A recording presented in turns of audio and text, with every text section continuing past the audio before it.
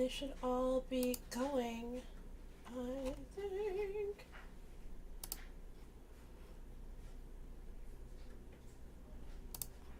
Oh, but except the YouTube one, which I have to do manually.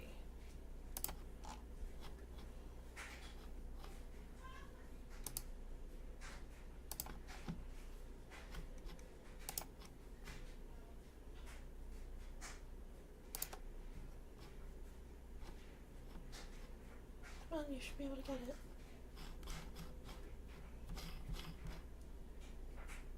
Come on.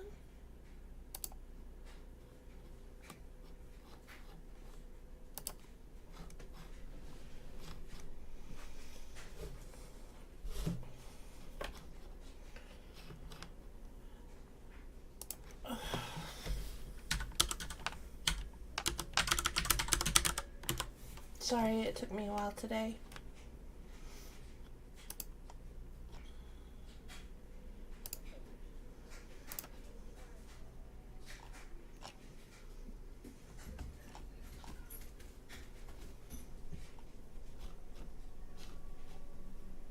Are we rating these in spell books again?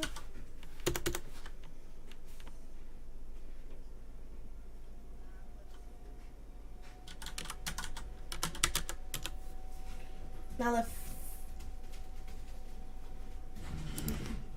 That means bad spell, bad curse, or something like that. Baby, thank you! I love you! Thank you so much! Hello, boo-boo! No, you don't get the turkey. No. None for you. No turkey for you!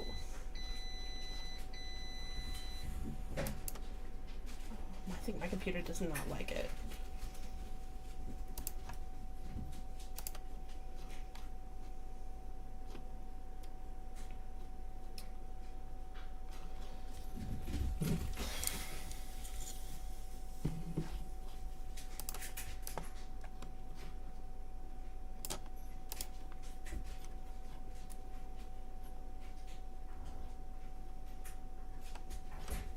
I mean, I had it like listed as 8:30. Do you want to go earlier? Okay, well then if I get to have a ready, then can you go over again favorite kills and rates and tests? Do you do them all at the same time?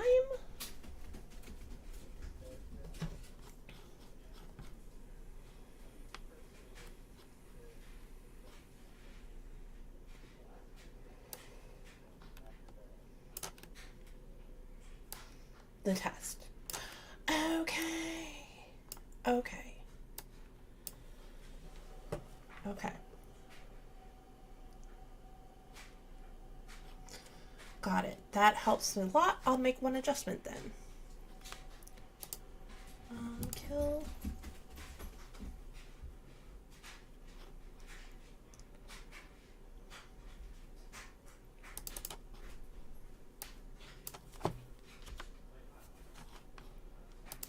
Okay.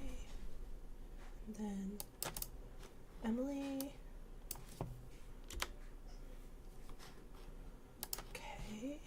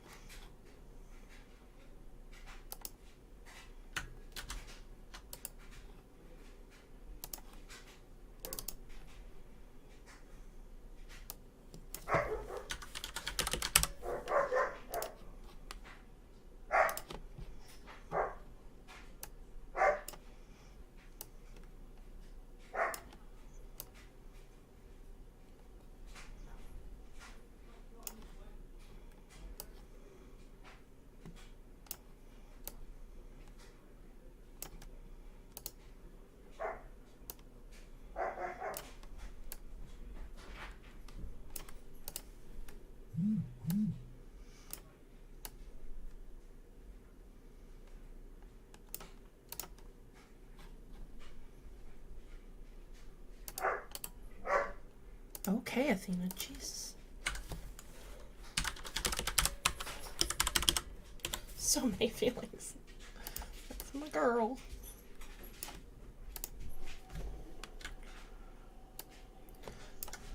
Are you using the tablet right now? Okay. Alright, just letting you know. It makes you smaller than Pace.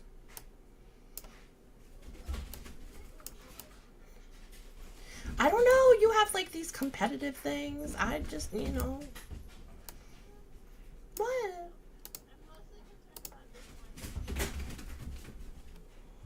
Nope. I mean, it comes. God is shining on you, Pastor. Yeah. Okay.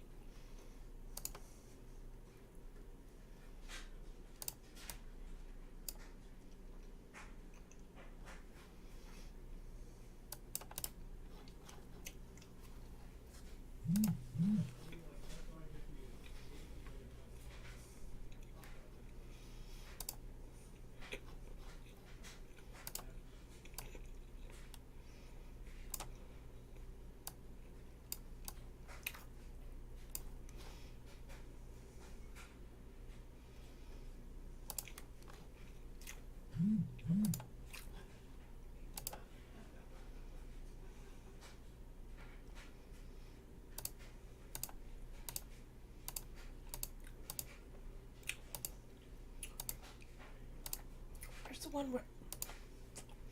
Thank you for returning. Where's the one...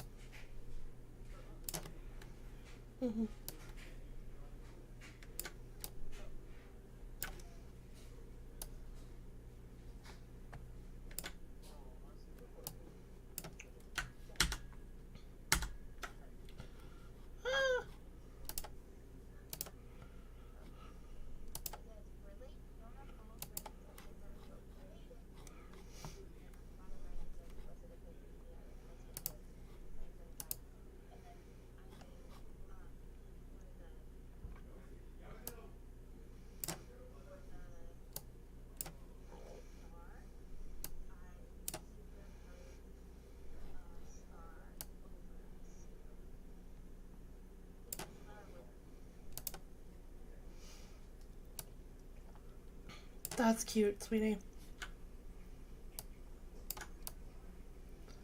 Almost done.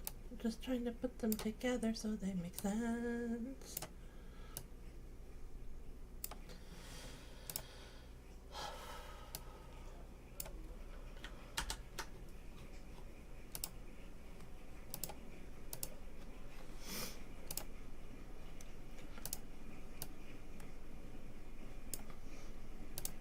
Pepper Jack is just so good.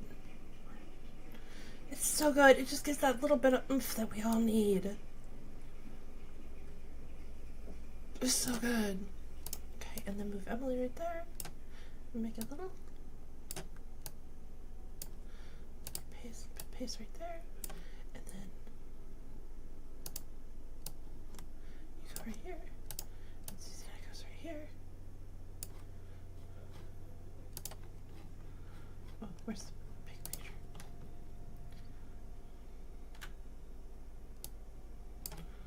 Okay.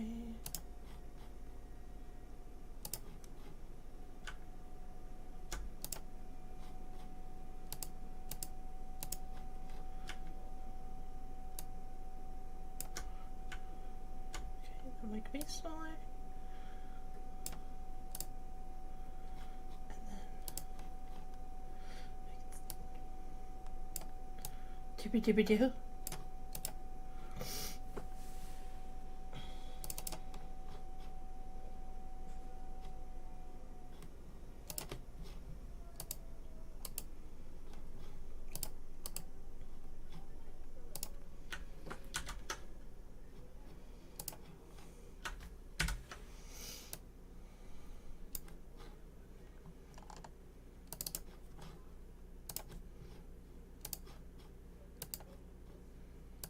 Loop. Why aren't you looping?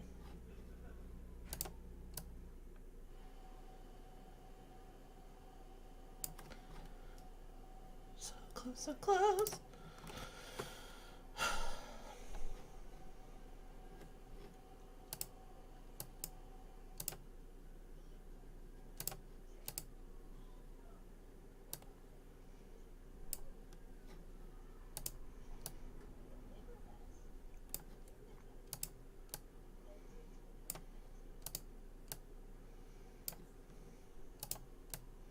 You did? Oh my god.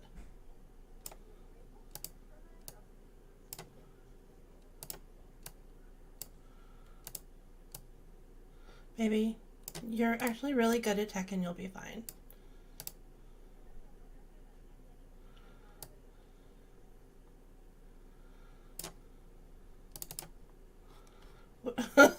I can't do that either though. So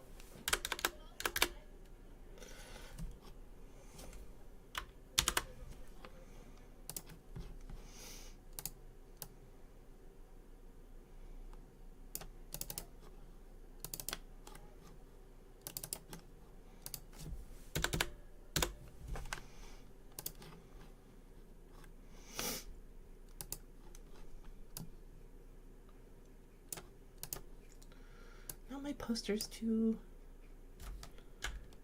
Get over here. You take up way too much space for the theme of this movie. Okay, Jack? Thanks.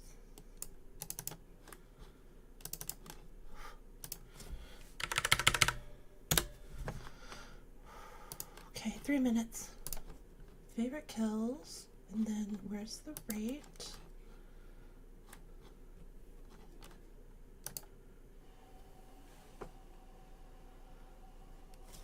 Yep, we're almost ready.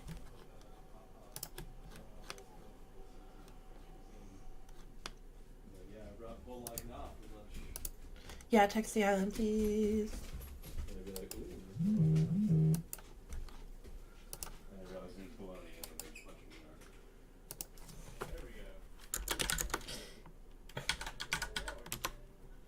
Woo.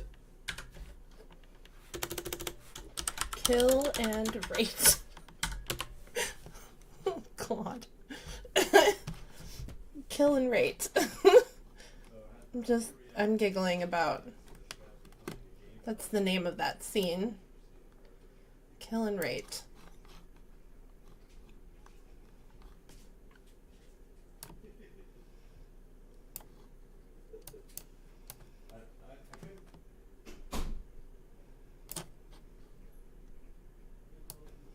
What's up?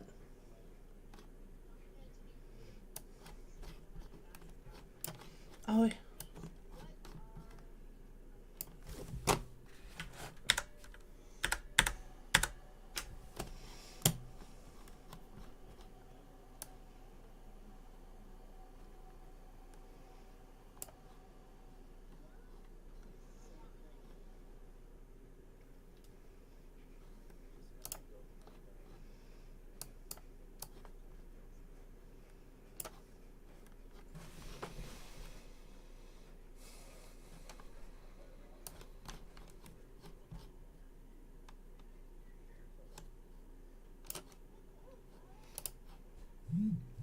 It's Matilda? Okay.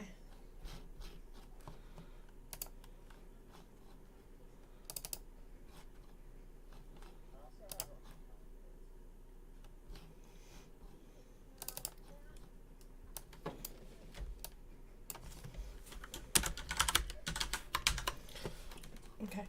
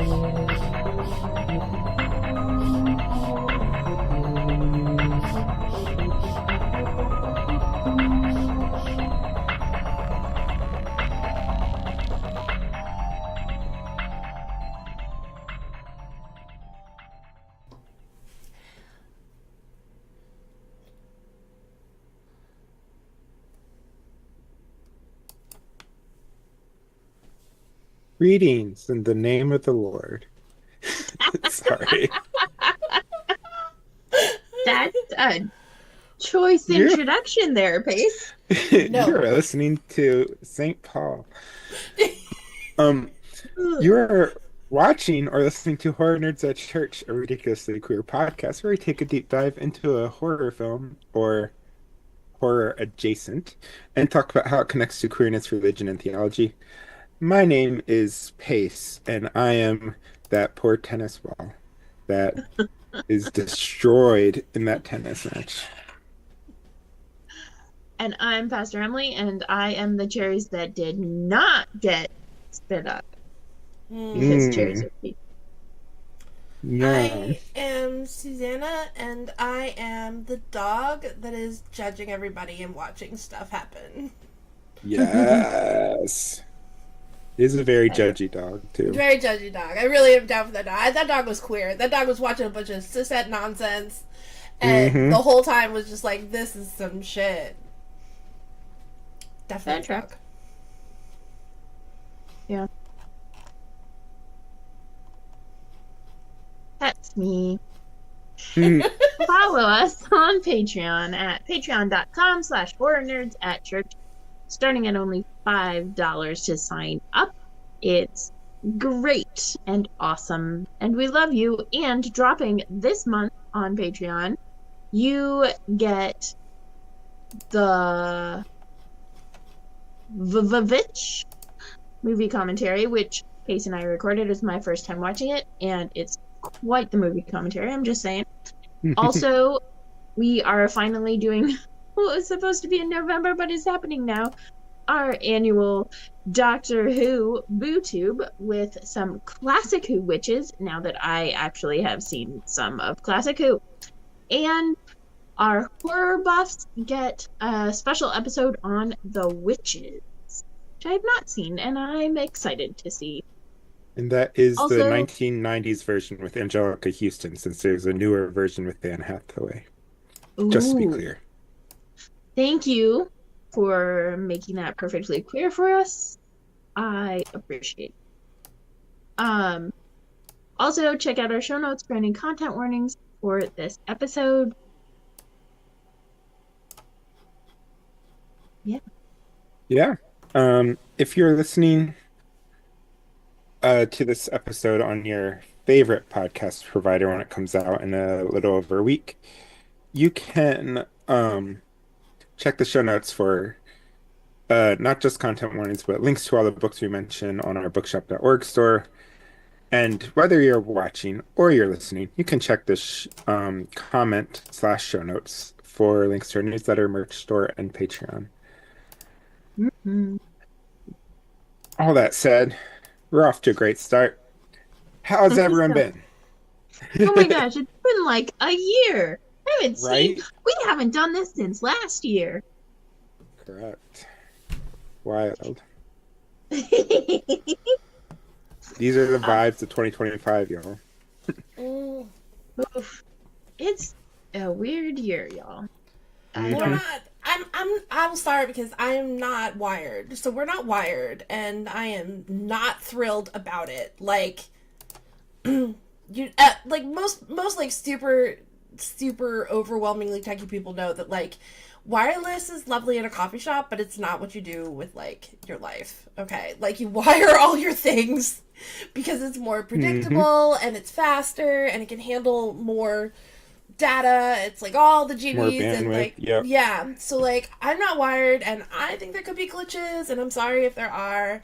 Um because but anyway, I'm down one monitor, I'm not wired, and I just had a really it's just been a Recording in bad progress. back. It's just been like a bad back situation, you know? Like Yeah. my back thing like it's been snowy here and I love the snow and I love watching the dogs in the snow because they both have some Our husky in dogs them. love snow. It's Well, so exciting. one is like 11% husky and the other one is 50% husky and then like the rest of them are like are German shepherd and they love the snow, love it, love it, love it, but my back doesn't and I'm really sad about it because I hate summer and Hmm. I don't want to have to choose between painful winter and sweaty rashy summer. So like I'm just sad about it. I got a heating pad going. The new tub is awesome. But like, so I'm complaining, but I'm not really complaining because for the problems that are happening with my back, I've got it, pretty good. I spent that money when my mother died purely on things for a disabled fat body. And Mm. all the things that I didn't get for myself for 15 years. And so now when it's cold and I can't walk because I have the issues that I got, um, I'm okay. Like there's a heating pad, there's a bath, there's a heating pad Yeah. in every bed in this house. There's things that help my body. There's a bed tray. There's like a tray thing that goes on my bed that I can work out of. I figured out remote desktoping so I can still use my super cool rig. So like I'm still combating like spending the money on the things that I spent it, but Hmm. Hmm. they're paying off now. So that's where I am. It's cold. That's It's a good thing to beautiful. My back you. hurts. I feel that That's a here good in thing. Minnesota where it is negative. It was -10 today. It is a little warmer now. It's about I six was really excited degrees. because I thought our snow was not going to melt, and then it melted. I It's am very glad exciting. we have snow coverage because last year in Minnesota we really didn't for much of the year because of climate change. Woo! Catastrophes. Hmm. Yeah. Hmm. Yep. Yep. Yeah. I just finished a super huge project. Um, You did, I did, yeah. yeah, I did a group mural with um, Divinity Lutheran Church in Towson. What? And we had a blast. It was amazing. Like, I did the base coat and the like organization and all of that stuff, but Yeah. all of the canvases that they did were just like so cool and so diverse, and it really was amazing. And so I'm still like kind of riding that high. Um, and that has been my life really for the last like since Christmas, because that's when the canvases were due. So that's like been a huge part of my life, minus the snow day that we had, um, where I definitely went and played in the snow with my puppers. So, which Adorbs. I'm really glad. One of the cool things about this house is that there's a deck on the second floor. And so even though we don't have the fence, we have a fence, but even though we don't have a like dog proof fence, we can take them on the deck and hang out with them. And that was so great for the snow, minus the fact that Bailey went to the bathroom every time that Of we course. tried to do that. But that's because she's a good pupper and she always goes to the bathroom. Hmm. Hmm. You know, yeah. What about you, Paige? How are you? I'm good. Um, it's been a busy, busy, busy start to the year, and I feel like it's only going to get busier from now until at least the end of the month. I'm traveling again at the end of the month. I'm going to the ELCA CYF extravaganza that they do Ooh, annually. I think it's this year, it's in like Louisville or something. I don't know. yeah, Knoxville, uh, something like that. somewhere out there. So I'm going the end of the month. Nice. So much travel. And then in February, I'm also traveling again for a confirmation retreat. And I'm just like, I just want a month where I can be at home Yeah. and my Where's the bubs confirmation can be retreat at at? home. And what? Where's the confirmation retreat at? Luther Park in Danbury, Wisconsin. Mm, So I'm excited yeah. about that. Just want to stay home. And Brian traveled this month to go out for family stuff. So it's just been, or like, that's how this year started for me was a Yep. family emergency that Brian had to go to. So it's just been weird and feels like nonstop stuff. But since I had a lot of time off and no one else in the house for over New Year's and basically I had that whole week off of not having to go into the office. I did a lot of reading and watching of things. Um, Mm. and so I'm trying to see as many horror films in theaters as I can this year. So I saw The Damned in theaters, which just came out last week, and Mm. it was fine. It was shot beautifully. The acting's incredible, but the story is like, it's fine. Um, so that's one that you all can wait to streaming if you want to watch it. But I'm going to see The Wolfman this Friday, probably. So I'm excited for that. Lee Ooh. Wannell's new movie. So, and beyond that, I've been watching the Dollars trilogy, spaghetti westerns. I have got the 4K Blu-rays for Christmas, and my God, spaghetti westerns are beautiful in What's 4K. a Like, spaghetti western? spaghetti westerns Those of us who are are not in. a spaghetti westerns are a genre of western films that came out primarily in the 1950s through 1970s, that were produced in Italy, and Mm. that's why they're called spaghetti, as in Italy. Um, Mm. and so they are Western movies about the American West, like Wild West period, yet they are usually produced and written, directed, by Italian studios and filmed in Italy or filmed in Spain, usually. And so there are a lot of these, like it was a big kind of genre in Italy at the time, along with the Giallo films, which we talked about as well in here, which was kind of a horror thriller uh, genre of Italian films. So kind of a big Italian movie industry happening. But a lot of famous Western movies that people think of from that period were actually spaghetti westerns that were filmed in Italy. You would usually have one or two Americans as the leading actors, but then the rest of the cast would be uh, pretty much pan-European, but especially Italian and often Portuguese and Spanish as well. Um, People playing the rest of the parts. It was kind of like we talked about this with Suspiria, how it was filmed in people usually speaking in their own languages and then just dubbed over. So, for the release, dubbed into English.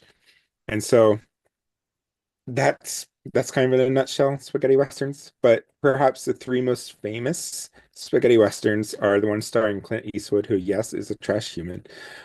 But the A Fistful of Dollars for a Few Dollars More and The Good, the Bad, and the Ugly are this kind of trilogy of films called the Dollars Trilogy, starring Clint Eastwood, directed by Mm. Sergio Leone, and they are so gorgeous in 4K.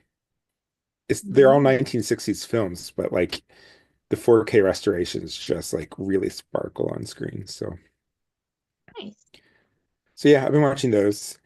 And then the last thing I've been up to is I haven't been reading as much this since the start of the new year. I read 150-ish books last year, just under 150 books last year. Hmm. But so far, I haven't finished a book this year. And we're pretty early on in the year, but still, I typically would read a book, 1 to 2 books a week. But I've instead, on my walks, been listening and catching up on podcasts for a while because I feel Mm. like I haven't been in a podcast phase lately. And so I'm Hmm. listening to this one. There are two that are kind of like my go-to right now, Mm. which are Morbid, and I want to get the podcast uh invite the co-hosts of both of these podcasts onto HNAC sometime. So Morbid is all about true crime, fantastic podcast. Mm. And so I've just been having a ball listening to that. There are two sisters who host it. It's just hilarious. But then Tooth and Claw is this one about it has a grizzly bear um, scientist, biologist, along with his brother, who also works in grizzly bears, and then a producer. So three co-hosts, and they basically tell real life, not really true crime, but more true nature does not disaster, but like animal attacks, basically, and tell true Hmm. stories of that. Wes Larson is the gorilla expert hosts who hosts it with his brother Jeff Larson. But they they just did this one on the Timothy Treadwell grizzly bear attacks, which a lot of people would know from Werner Herzog's Grizzly Man documentary that came out. But it's basically this guy named Timothy Treadwell who was kind of the story is of many mediocre white guys who just seem to be able to fail and charm their way into Mm. being seen as an expert when they are not. And so Timothy Treadwell, it's a really tragic story, but Timothy Treadwell basically claimed to be this like grizzly bear expert and lived spent many months of the year living among grizzly bears in Alaska. And a lot of people who are true like conservationists and grizzly bear biologists and stuff like that um we're all like, dude, you don't know what you're doing. You're going to end up getting yourself hurt or one of the grizzly bears hurt the way you're doing it. But he still became like super famous and would go on all these shows like David Letterman and stuff like that and talk about grizzly bears and proclaim he was like a conservationist and protecting all these grizzly bears from poachers and stuff and saving all these bears' lives when there weren't really any there weren't really any threats of endangerment or poaching in the national parks in which he was claiming to live with the grizzly bears and stuff. It's just this really Hmm. weird thing. Um, but he took his girlfriend to this park. They've been doing this every few summers, but this time they went to the park uh, and stayed there. And then on the last day, the day they were planning to leave, they were both attacked and killed by and eaten by one or two grizzly bears. Oh. And so it became this very infamous story in the early 2000s. I think it was 2003 when he died, and then the documentary came out a few years later that kind of brought it to more prominence.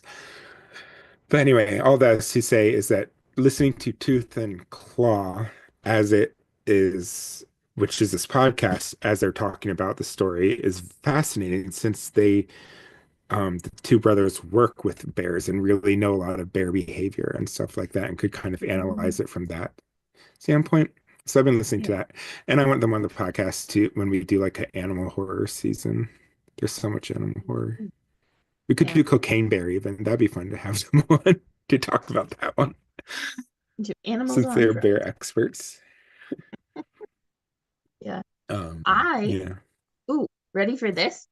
Yeah, yeah. I finished a book. Yay. Now, it is not a Lunar Chronicles book, but it's an audiobook. Yay. Um, That I, counts. yeah, oh, totally counts, but it does not count in the Emily's been rereading the Lunar Chronicles for like a year. But I finished Parable of the Talents, which is the sequel to Parable of the Sower by Yeah. Octavia Butler.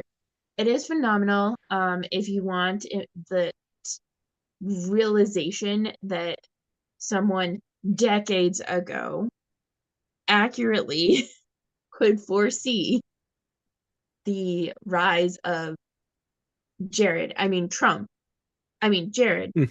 uh, a character like that, in this world, it does a great job. And there are Hmm. ways that the parable of the sower really speaks to where we're at in this world. And like Parable of the Sower Day was last year, when that book starts. But then Parable of the Talents, the sequel, also has like a lot of really good stuff, especially digging into Christian nationalism and Christian extremism and Christian white supremacy and stuff, and just Christian supremacy. So it's really good.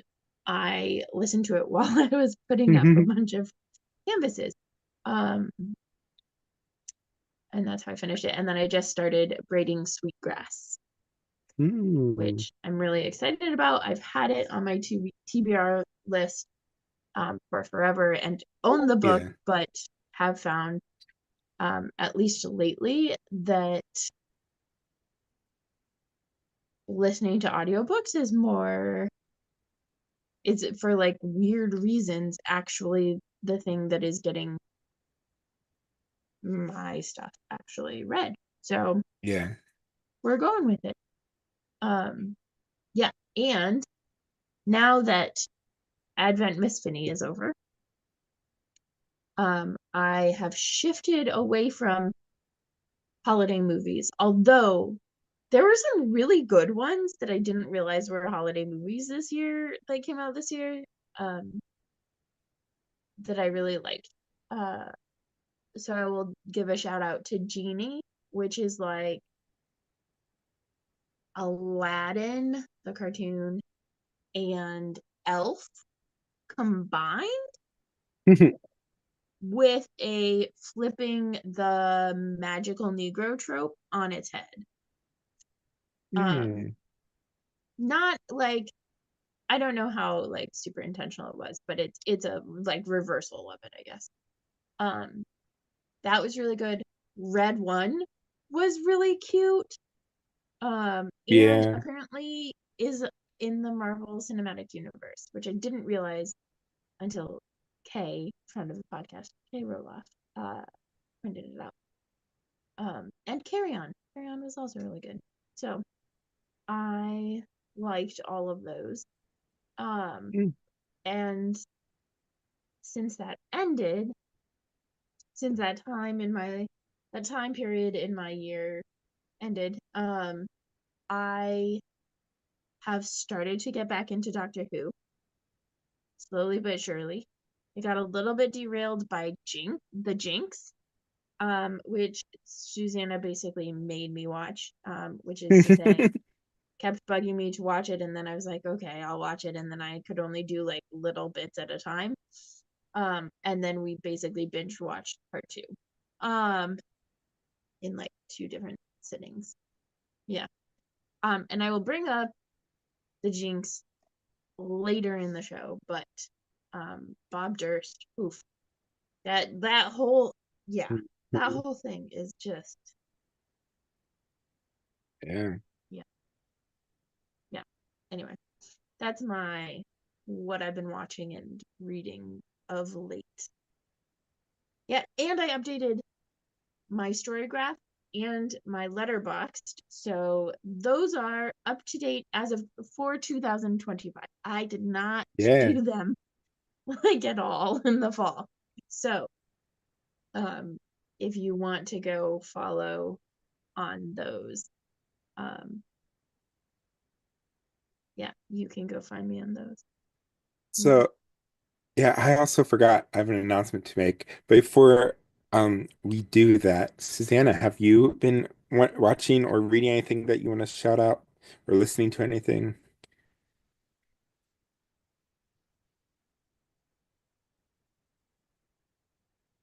I was making Emily watch The Jinx was a thing that I've been watching, and also because I have waited 1.5 years for Emily and Matt to join me in watching the Avatar: The Last Airbender, and they didn't, and so I binged it all while having the back issue in the tub in the middle of the night. It was lovely. It was lovely. It's just For like the record, I knew. Here we go. On a Saturday night when I was preaching not one but 2 different sermons that next morning, there was no way for me to join her, despite the fact that I had said that I was interested. I'm just saying. Okay. Is this the live action one you're talking about, or the original cartoon? And I mean, we watched the original cartoon, but like, yeah. And then do more Doctor Who. Yeah.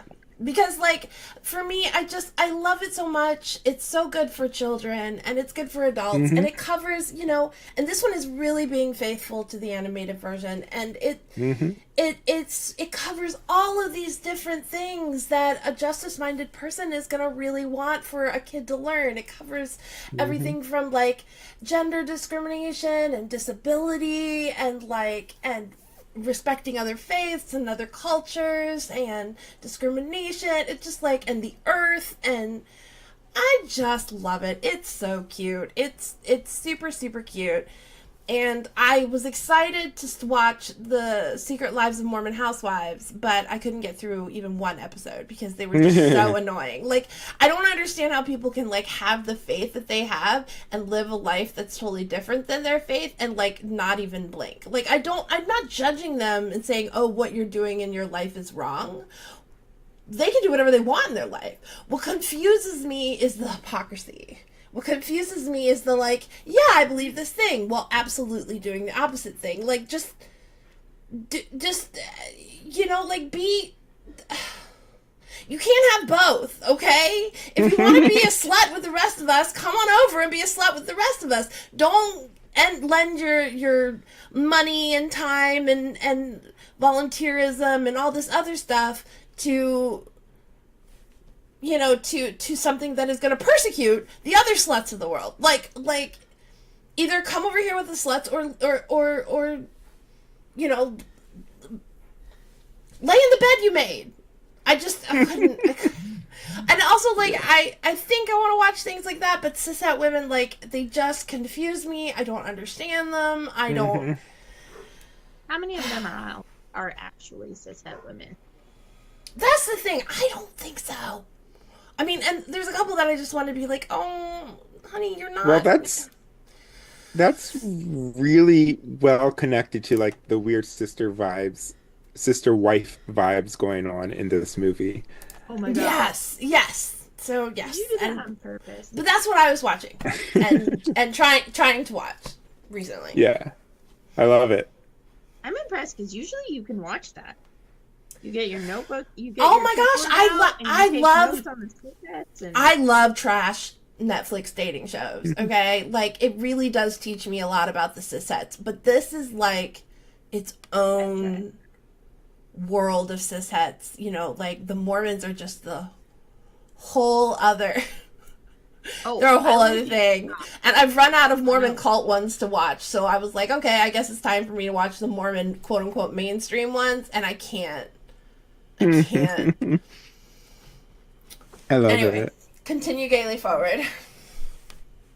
So, before we get to the movie, which if you haven't picked up on by now is The Witches of Eastwick, especially by the Sister Wives comment. But I am going to start probably in February because so here's the thing. Y'all know I am a horror nerd and kind of a cinemaphile in general and just love her movies and stuff. Cinemaphile. I said that to the youth group I was working with, and they're like, all giving each other looks like, what did they just admit they were? I was like, oh, I know it sounds bad. It just means I like movies. And they're like, oh. Great. But anyway. It's not actually connected to that word that you're thinking it's connected to. Yes. I mean, it is as far as etymologically, but as far as like popular culture meaning of it, no. But yeah. So I have been collecting 4K discs for a while, and now I have my AMC Plus or A-list, AMC A-list membership again, and I got rid of a lot of my streaming services because I realized that I'm spending like I was probably spending about $50 on streaming services a month, which is a lot. And I'm like, the main reason I have it is so I can catch horror movies, but what if I just get AMC Gold member or Premier Stub, whatever it's called, membership for 20 whatever dollars a month, cutting costs in half, and I can just see them in theaters, which I enjoy that experience anyway. So So I'm trying that, and also with the 4K films I pick up and stuff. I do a lot of when you are. Here's a secret to all of y'all neurotypical people out there and cis het people out there, especially the white ones. When you are trans, when you are neurodivergent, because you are not fitting within the societal umbrella of what the average person is according to those definitions.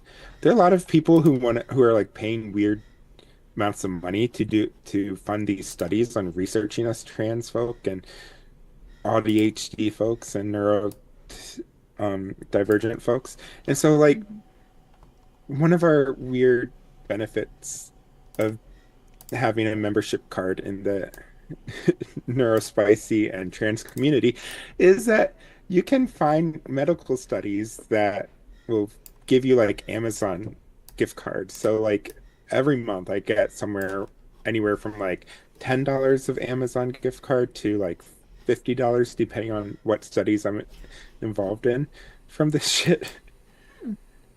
And so I'm using that to fund my 4K collection. Um, and so I was like, well, doing all this and I host a horror podcast. How hard would it be for me to start like posting a weekly video, doing a film review or doing a 4K review or something like that? So I'm going to try that out probably starting in February. I'll just post it to HNAC channels just to kind of diversify our content a little and stuff. And if y'all like it, let me know. Or if y'all have ideas for what other kind of videos I could do and stuff like that, let me know. And we'll go from there. But I think it'd be fun because then I can show off a different nerdy side as a film collector, which is a little bit different than what this podcast is, which is more talking about the philosophy and theology of the films and queerness and stuff. So, anyway, that's my announcement. That was a long, rambly way to say I'm doing a new thing. Y'all should check it out. That sounds So, really exciting. what? That sounds really exciting. Oh, thank you. I also need to finish this damn dissertation at some point, so I'll probably be working on that too. No. We'll see. Yeah. But we are covering today The Witches of Eastwick, the film by George Miller, who is most famous for the Mad Max franchise, including Mad Max Fury Road and Furiosa. This movie came out in 1987.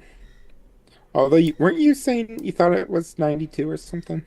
There's another one that was on when I was like looking on Letterboxd. There was one that said Oh, 90. that's the unaired. There was an unaired TV pilot that was shot. That was shot in 92. And then there's also a 2000. This is a little bit behind the scenes stuff, but there's a 2010 somewhere around there TV series called Eastwick, which was also which ran for like one season, I think, maybe two, on ABC or something.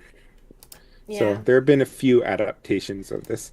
I was one of those people who was obsessed with watching it. I loved it. It wasn't good, but I loved it. I mean, that's right. Yeah. So, this 1987 is the year of quite a few movies.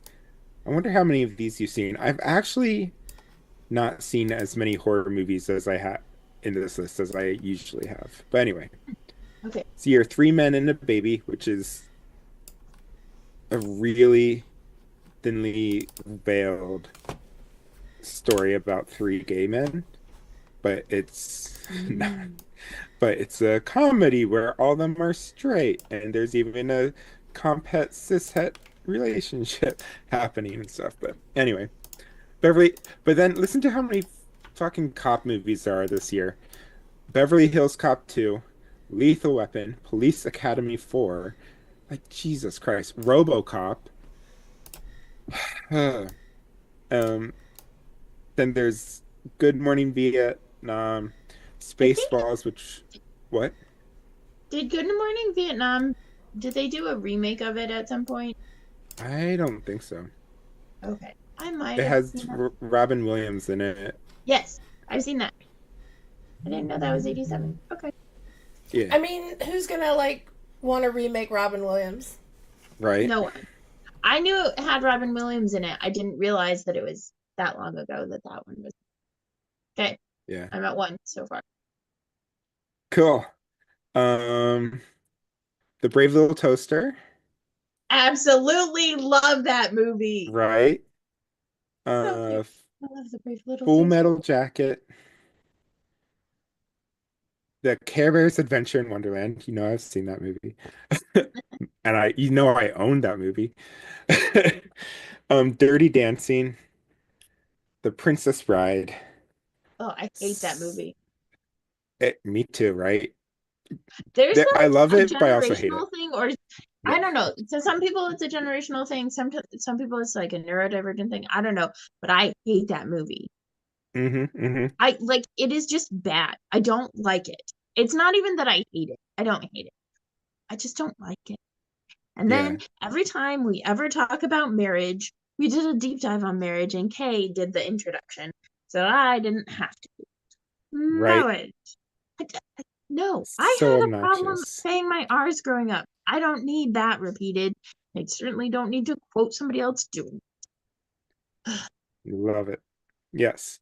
I have a Who love-hate does relationship love it? with Because it. there are people Mostly that just love The annoyed. Princess Bride. No, it's really it's well known as kind of being a universally loved movie, even though there are a few of us who are like, nah. Yeah, like who? Little Monsters is another one I can't stand. That's kind of like a horror one that people just love. That's kind of Mm. similar, like horror comedy for kids, and it's just like, no, I'm good. Another one, The Goonies. I fucking hate The Goonies. Don't get Brian started on that though. He will get mad because he loves The Goonies. Um, Mm. I don't think it was that bad. Jeezy peas, Emily. hmm, It wasn't. It just wasn't. I didn't see it obviously when it came out. So it was one of those that like people hyped it up as like this amazing thing, the best thing, and I was just like, nah, I there didn't are, like it. I didn't yeah. like it at all. I It's that I didn't like it at all and everybody loves it so much. I have the opposite experience with this next movie. Look at me trying to transition. Well, Superman 4, The Quest for Peace, is universally loathed. I kind of love it. It's, of course. I think it might be my favorite of the original quadrilogy as far as rewatch value. Not saying as far as like quality, that's clearly Superman 1 and Superman 2, the Donner cut. But like as terms as like I just want to get high and put on a Superman movie, it's gonna be Superman 4, The Quest for Peace. And then also came out this year is Spaceballs, which we still need to do a movie commentary on from last season. Whoops. I And think I've seen that one, but I don't remember. Moonstruck, which also starred Cher. So this was a big year for Cher. Yeah. Um, I think Moonstruck is probably the better known of her movies, but this one is still highly regarded and well known by the average person, even if they're not like Cher fans. As far as I did not horror see Spaceballs. goes, Okay, so I'm as at far 4. okay, cool. As far as horror goes, though,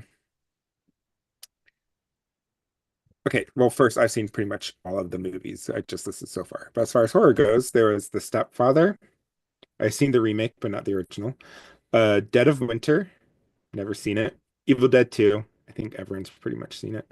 Silent Night, Deadly Night 2, which we did the original, the first one in season 2 with JM. Um, Mhm.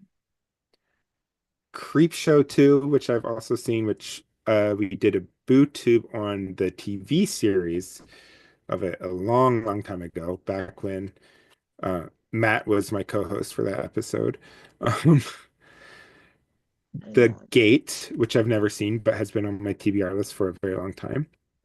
Predator, which we did Yes. a movie commentary on for season 6. mhm. Jaws: The Revenge, which I think is number 4 in the series. The Lost Oh, Boys, which we covered in season 2 before Emily was the co-host. My favorite movie for a sequel ever. My favorite title, I mean, for a sequel ever. House 2, The Second Story. Love it. I love it. Return to Salem's Lot, which is a made-for-TV movie. It's fine. Hellraiser, pretty good. We'll do the Hellraiser series one day. Hello, Mary Lou, Prom Night 2. Slumber Party Massacre 2. Prince of Darkness, directed by John Carpenter, who directed the Halloween movies. And then Flowers in the Attic, which is our lost first episode of this podcast. I say it's It's lost long. because it has been removed purposefully by the Patreon, from the regular feed, and I never bothered uploading it to Patreon, even though I said I would. So it's something you cannot access. I love that movie. It's It so is. weird and gives me It my is. that grandmother, And like my grandmother, like my grandmother was creepy like that grandmother. It felt like my right. grandmother, and it felt like that one, and like Mommy Dearest gives me my family, my bio family vibes, not my So current family vibes, but like, oh, that movie is so creepy. so here's the hilarious thing about that movie's relationship with this podcast. Mm. Joe, uh, oh, excuse me, Sam and I, Sam was uh went by the name Joe when we recorded season 1. Watched uh had planned to cover the Halloween franchise for season 1. And then when it came down to like starting to record, both of us were like, well, maybe we should do a one-off movie just to kind of see how it goes before we get into like the franchise. So I'm like, I don't know. What do you want to watch? And Joe's like, I just watched Flowers in the Attic. It is weird. Let's watch it. So it's like, if you've, many people have had to read the book of this in middle school or high school. Not me. It's weird. There's incest, there's Wow. abuse, there's family system. It's What very, are very y'all reading strange. in middle school? It's very strange. And so we recorded an episode on the movie, which is a very weird movie. And then uh that episode was like 2.5 hours long. And because we like did not know what we were doing and stuff. And so it really was our first episode on the podcast until um I till right before season 4. I spent that summer and I kind of tried to clean up a lot of those first season episodes because at least the first half of that season was rough as we were trying to figure out what they were. So I tried to Mm. shorten the episodes and stuff, but I'm like and then leave the original unedited one, well, edited, but like longer cut versions on Patreon Hmm. for Mhm. people to go. Yeah. Uh, I tried to do that with Flowers in the Attic, but I'm like, there's no way I can cut this down and have it make sense. So I'm like, I'm just gonna take it off because this is a hard, like, it's not bad or anything. It's just like it's a lot of like really deep stuff about a fairly obscure movie. I'm like, if somebody's just coming to this podcast and want to get a taste of what the podcast is all about, this should not be the first episode they listen to. So I'm like, I'm just gonna take it off. We'll put it on Patreon. Then I never put it on Patreon. So now you cannot get that episode. Wow. Yes. I will eventually release it on Patreon, so it's temporarily lost, but I will go back on. But then the funniest part, though, is in season 2, Sam and I started a Patreon for this podcast. We did not have it for season 1. And what did we do for our first movie commentary? This was when we were doing double feature movie commentary, so we did 2 movie commentaries a month instead of one. Ooh. We did both this version of Flowers in the Attic, and we did the remake of Flowers in the Attic Oh from the my gosh. Lifetime Channel original remake. So there's a long history of that particular movie with this Yeah. podcast. Um, you have to be a Patreon supporter to get any of it. So all of y'all should join. That Flowers means in that we can never do the Flowers in the Attic because it's been done. Yeah. I mean, we could always do another movie commentary or something on it. There's nothing wrong with that. But or we could cover the book. That might be fun is to do a book club on it because the book is equally wild. But so Flowers in the Attic. The last two things I want to say about that is just one, there's this wild line in there that just shows you how wild this movie is the main character who's the main character of these two teenage siblings, um, who are locked in this attic by their evil grandmother. And their evil grandmother starts to poison them. It's a whole thing. But these are two preteens growing into teenage years. And so they decide to start sexually experimenting on each other while they're also in the attic. And Mhm. this is like a book written, like this is a YA book. So it's like pretty weird, intense YA book. But anyway, my favorite line in the movie though is the teenage daughters is upset because their dad died. And she's like, our mom didn't prepare us for death. She didn't guess a dog. We needed a dog so the dog could die and we could learn about death. And she even gives it in like that delivery. And I'm like, oh my God. But There's so much uh wrong. yeah. So anyway, we're not talking about that movie, but one more movie that I need to point out came out in this year from season 4 of this podcast, Nightmare on Elm Street 3. I've seen that one. The Dream Warriors. Yep, I actually like that one. Yeah, I think that's that the is fan favorite of that franchise for sure. So, when was the first time you have seen this movie? so. Technically, for this podcast, I mean, it is for this podcast, but I started watching it. When were we first supposed to record this? This, I think, was supposed to come out in like this on December 10th or something. So Yep. just over a So month I, ago. so I first started watching it like over a month ago. We rented it on YouTube. Um, and but we started it too late at night. And so Brooke, Susanna, and I were all falling asleep. Well, maybe not Susanna because she's Susanna, but Brooke and I were both falling asleep. So we're like, okay, we'll watch it again another day. But then had like, I think a family emergency. And so I was like hanging out in the ED in the emergency department instead. So I was like, okay, I got it from the library and then was like, okay, you two can like finish watching the one that was rented and I will watch the one from the library. I don't think they ever finished watching it. And the one from the library, thankfully, Enoch Pratt, shout out to the best library in Baltimore. Enoch Pratt doesn't like automatically renews all of your stuff if it's available for renewal and does not charge for fees if they're late because the movie is now due like tomorrow, I think. I have to go to the library tomorrow, and I have a couple books that are late. But so I had it all this time, so I restarted it, and Paige, Susanna, and I watched it together. Um, so all of it was for this episode, but technically 1.5 times have I watched it. What about you, Susanna? I'm pretty sure you've seen this one before, right? Pretty sure we've talked about Yeah, this one before. I like it. I mean, like, it's, like, I'm not trying to be, like, I don't want to sound condescending. I'm not being condescending. But it was definitely a very good, like, there's this escalating part toward, I've always been a feminist. Okay, I've always Hmm. had Hmm. this thing about feminist organizing.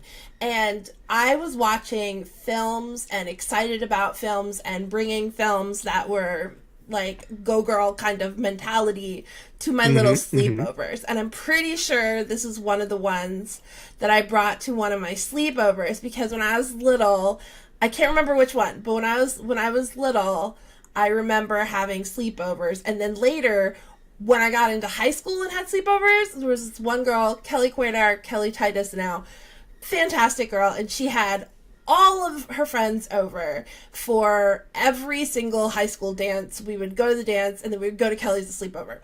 And she was fantastic, and I'm pretty sure we watched this one. And but Hmm. I remember watching it really young and it becoming one of my like woohoos, because Right? like it was definitely like part of like you're beginning like awareness about the way women Right. are treated, like and so I felt like it was sort of a primer for me and I understood all of the concepts in it by eight, let's see, this is 87, so I would have been about 10, and I understood all of the concepts in it, including the harassment and all of the Hmm. babies and the shame about not having a baby. And like I don't know where I learned it, when I learned it, just society taught it to me, but I understood all of that. I remember Right? understanding all of that, which is what really creeps me out, is that I have always understood all of it, on some level. So it was a good primer Yeah. thing, I think. Yeah. I don't see how that's condescending, though.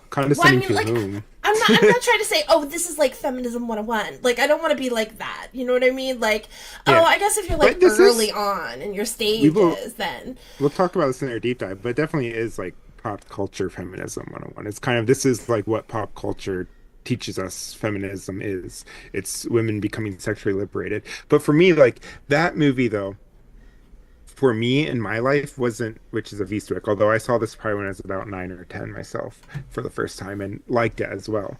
But the movie that really like started my own feminist awakening is kind of like in retrospect, like, oh yeah, of course I was a trans woman and non-binary and not fitting in with gender and stuff, was Fried Green Tomatoes. That movie was like oh, that's that what woke movie. up my feminist awakening. Oh, that So, movie. Well, I thought Edgy right? was hot. Edgy was hot. Me Like, I mean, too. clearly, and I loved her. Did you And see her Chris in O'Donnell. Some Kind of I'm Wonderful? pretty sure I saw that, but I Yes. don't remember it. Oh Yes. my god. Mary Stuart Masterson in Some Kind of Right? For Wonderful, me, like pretending to be a and cishet girl while she's wearing all that leather and playing the drums and has short blonde hair and is hot as fuck. Like, oh my right? god, I was so obsessed with her. I should have, And I'm thinking right Benny now. and This is June before I came too. out. Yeah, Oh yeah. Benny and June, like where she plays like someone who is different, which is pretty much autistic Oh. coded. And like I was like, oh my God, I have a big crush on her. I should have known I was like sapphic when I was a child, but I didn't quite. It took me till my 30s to figure that out.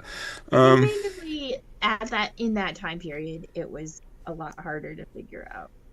It really yes. was. I just thought I wanted to be a tomboy because I was obsessed with her and Right? fried green tomatoes, But and like I was like, I want to play the drums and I want to be like, I love that like energy, um yeah. and like that also the Iggy character, like her style was not me. I Right? was definitely much more femmy, but like her Oh, I attitude was was me. her Like, style was me.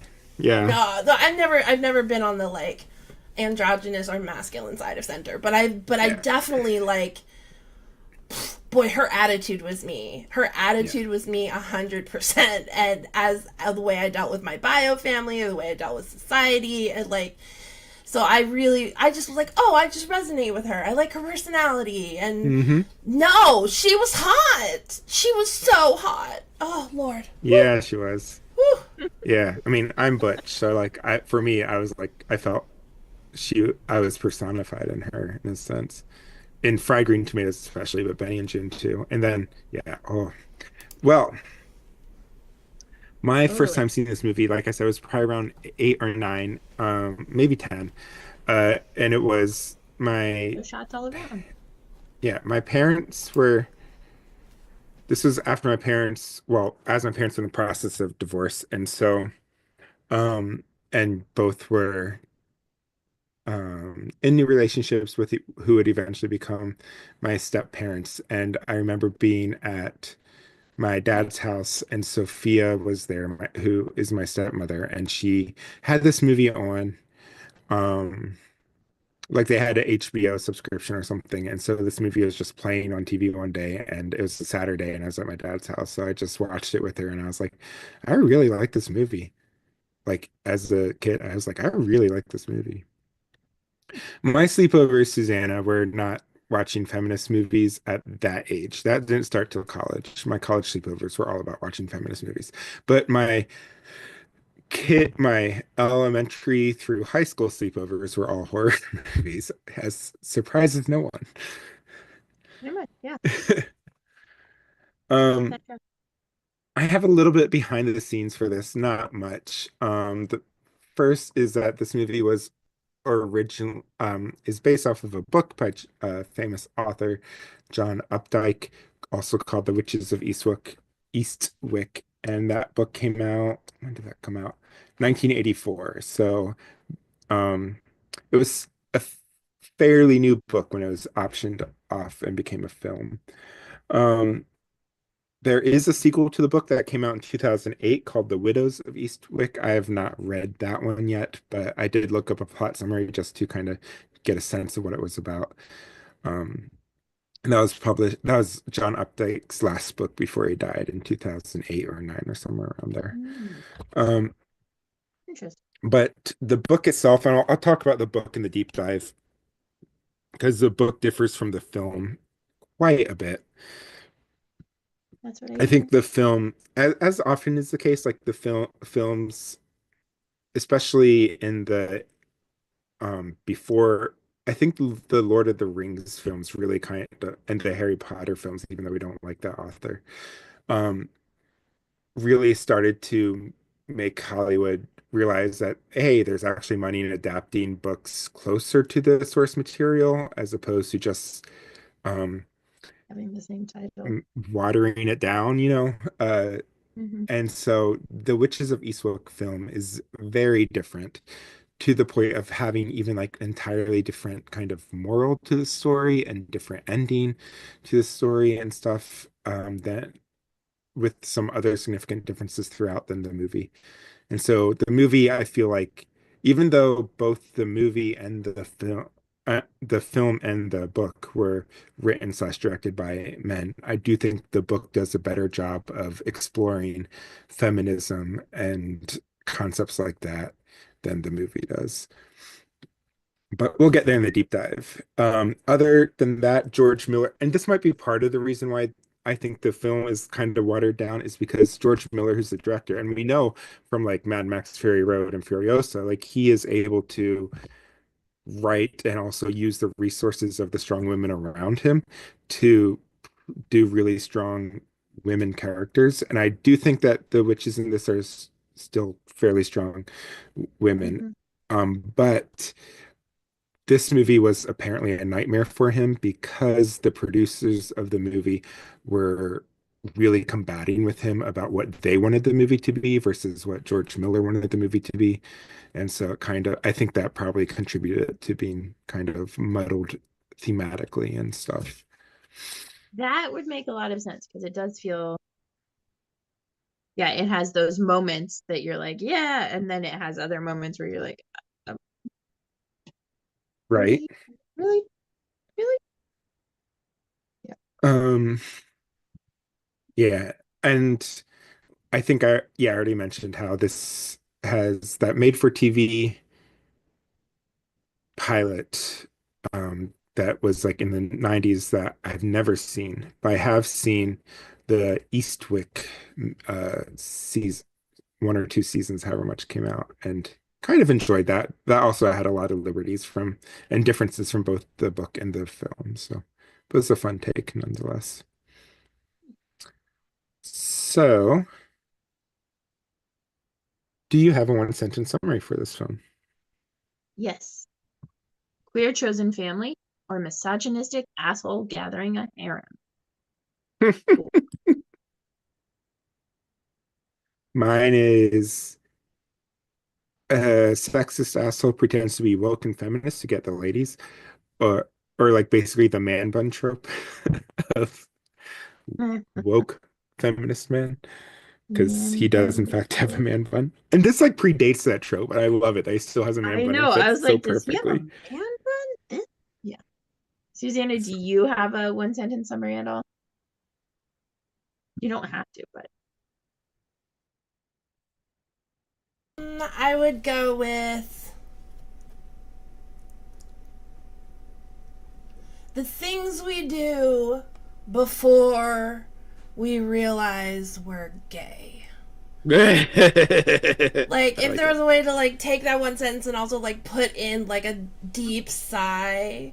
Like, if you think about, like, a lot of, like, lesbians who come out later in life and the stories they can give you Hmm. about their marriages, their, like, it just, like, these women weren't happy until they were in a relationship with each other. Yeah. You know, yeah. like, so it's, And yeah, they that's what seem it'd to be. That's have what it'd a be. fairly sapphic relationship in the beginning, and then this dude, awful dude, just kind of comes in and is like, "Y'all should compete with me," and they're like, "Oh, maybe we should," and then they kind of get back to it by the end. Yeah. Yeah, yeah, the yeah, that tracks. That tracks. All things track. Um, I don't have most of what I want to talk about is more connected to deep dive stuff. Same. Um, but so I'm interested what kind of thoughts you all had from the film. My big no, that even that's deep dive. The yeah, all of it's deep dive. The magic Yeah, tennis I know. scene. I was I'll like, say that. right, like there's the talking about like the makings of a perfect man and the way that they're describing him. I was like, I mean, I guess d- the cishet, right? I'm like, Right. I guess, sure, sure. And then like that Jack Nicholson is the one that Yeah. embodies it. Um, yeah, and I thought it was interesting the way like the loudness of like how loudly he snores through the entire performance. Hmm. It really does sound like the devil snoring. And then he's Right. like, "Oh, this was the best ever." And yeah. Yeah. It's wow. I do the one scene that I just love, and this scene also happens in the book. It's like one of the few Mm, scenes that is almost directly the same in the book and the movie as the tennis court scene. And mm, I freaking love that scene. I think it's one of the most iconic scenes of the movie and most mm. remembered. And I will say that some trivia behind the scenes there is that none of them could play tennis well enough for them to actually like film them playing tennis. So like the ball the entire time was special effects. And this was like in 87 Nice. before CGI ball make a CGI tennis ball would be easy. This was like hard trying to frame a practical effect on top of a thing. And like Mhm. I just think it's funny that like they got to see like, oh, no one can play tennis, so we can't even have like wide shots of them like bouncing the tennis ball back and forth. We have to like physically animate the ball into every single scene. Yeah. I did not realize that, but that makes so much sense. Also, it just adds to the like the dynamic of them like having a whole like getting I mean it's the like how did I say it? I talked about it as the it takes the trope of women fighting over a man, right? That's the trope Hmm. that they come into the tennis court with. And then it like becomes a stalled ball and fun together and stuff. But like none of them being good at it just like furthers that. Like there's so Rated and stuff, but also like can't even play. And Yeah. I do have a question. Well, first, Susanna, do you have anything about the plot itself you want to say before we get into a deep dive? Because I have a question that kind of transitions into that My deep first dive. thought was like, did JK like rip off the Voldemort baby off of this? Like, Ah, he like does look Voldemort baby as that's at what the I end. was like. Is this the Really Voldemort creepy. baby? Like at the heart of every narcissist is a little man child baby demon, and I was like, JK, like her brand of feminism is very like 101. This feels like a movie that Hmm. would have been part of Hmm. her life. mm-hmm. Maybe she ripped off Voldemort baby from this. That was my I could thought. see it. I could see it. So my question for y'all that kind of transitions into the deep dive because I kind of start off the deep dive by talking about the book. Um, because the book changes some things, and I think it'll be interesting for the rest of our deep dive to kind of compare things, how the differences might have affected the movie on these topics. Mm-hmm. But did you get the sense that they were witches who knew they were witches before Daryl arrived in their lives? Or do you think that while they may have had powers, including conjuring him, they did not realize they were witches until they met Daryl or some I other? am a little bit some other. I think they. I could see how you could interpret it either way.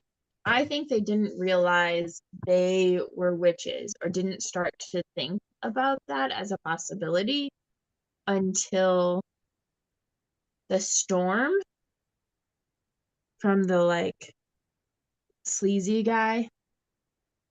Um, but then part of me is also like, or was that like, because then they're like, oh, but we were all thinking it at the same time.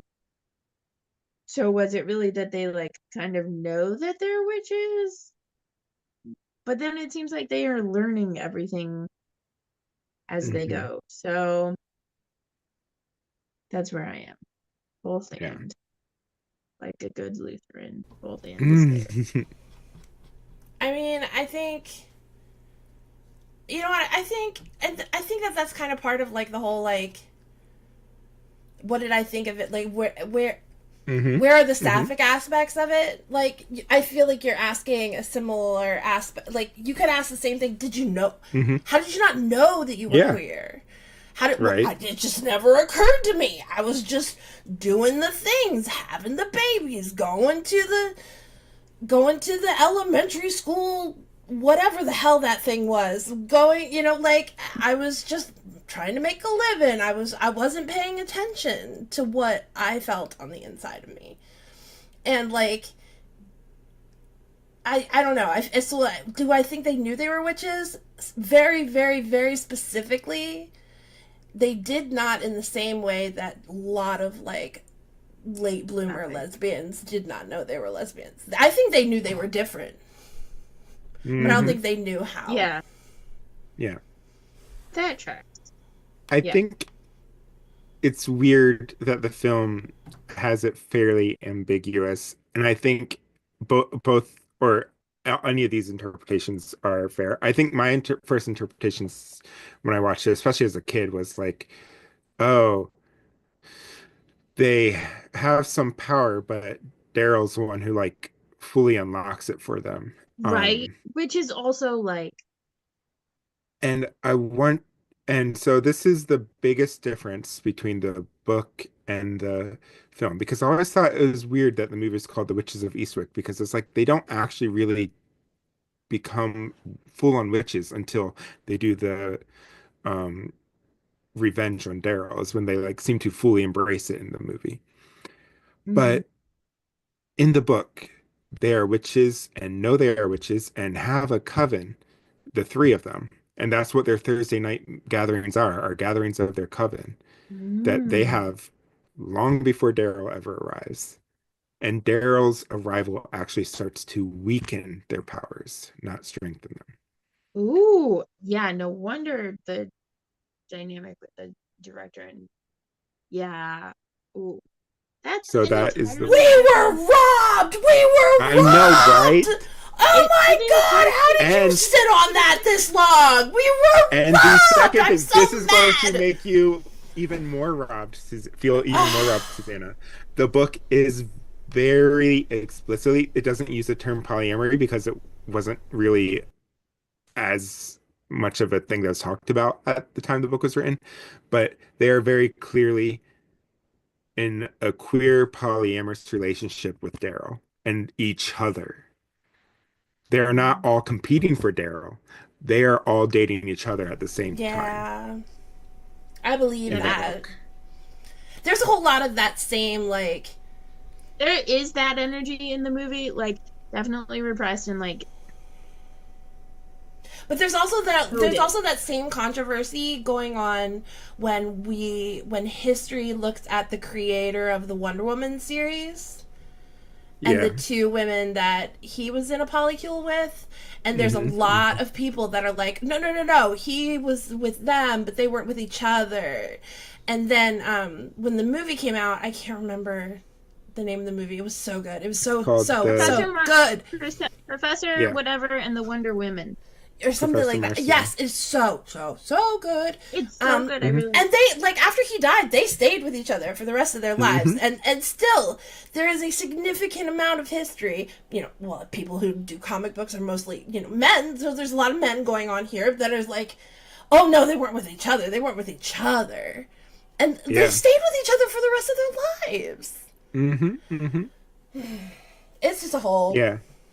it's a So the whole book, thing. they're explicitly queer and explicitly polyamorous because even when they're dating Daryl in the book, they also are dating or like having affairs with other people throughout the town, too.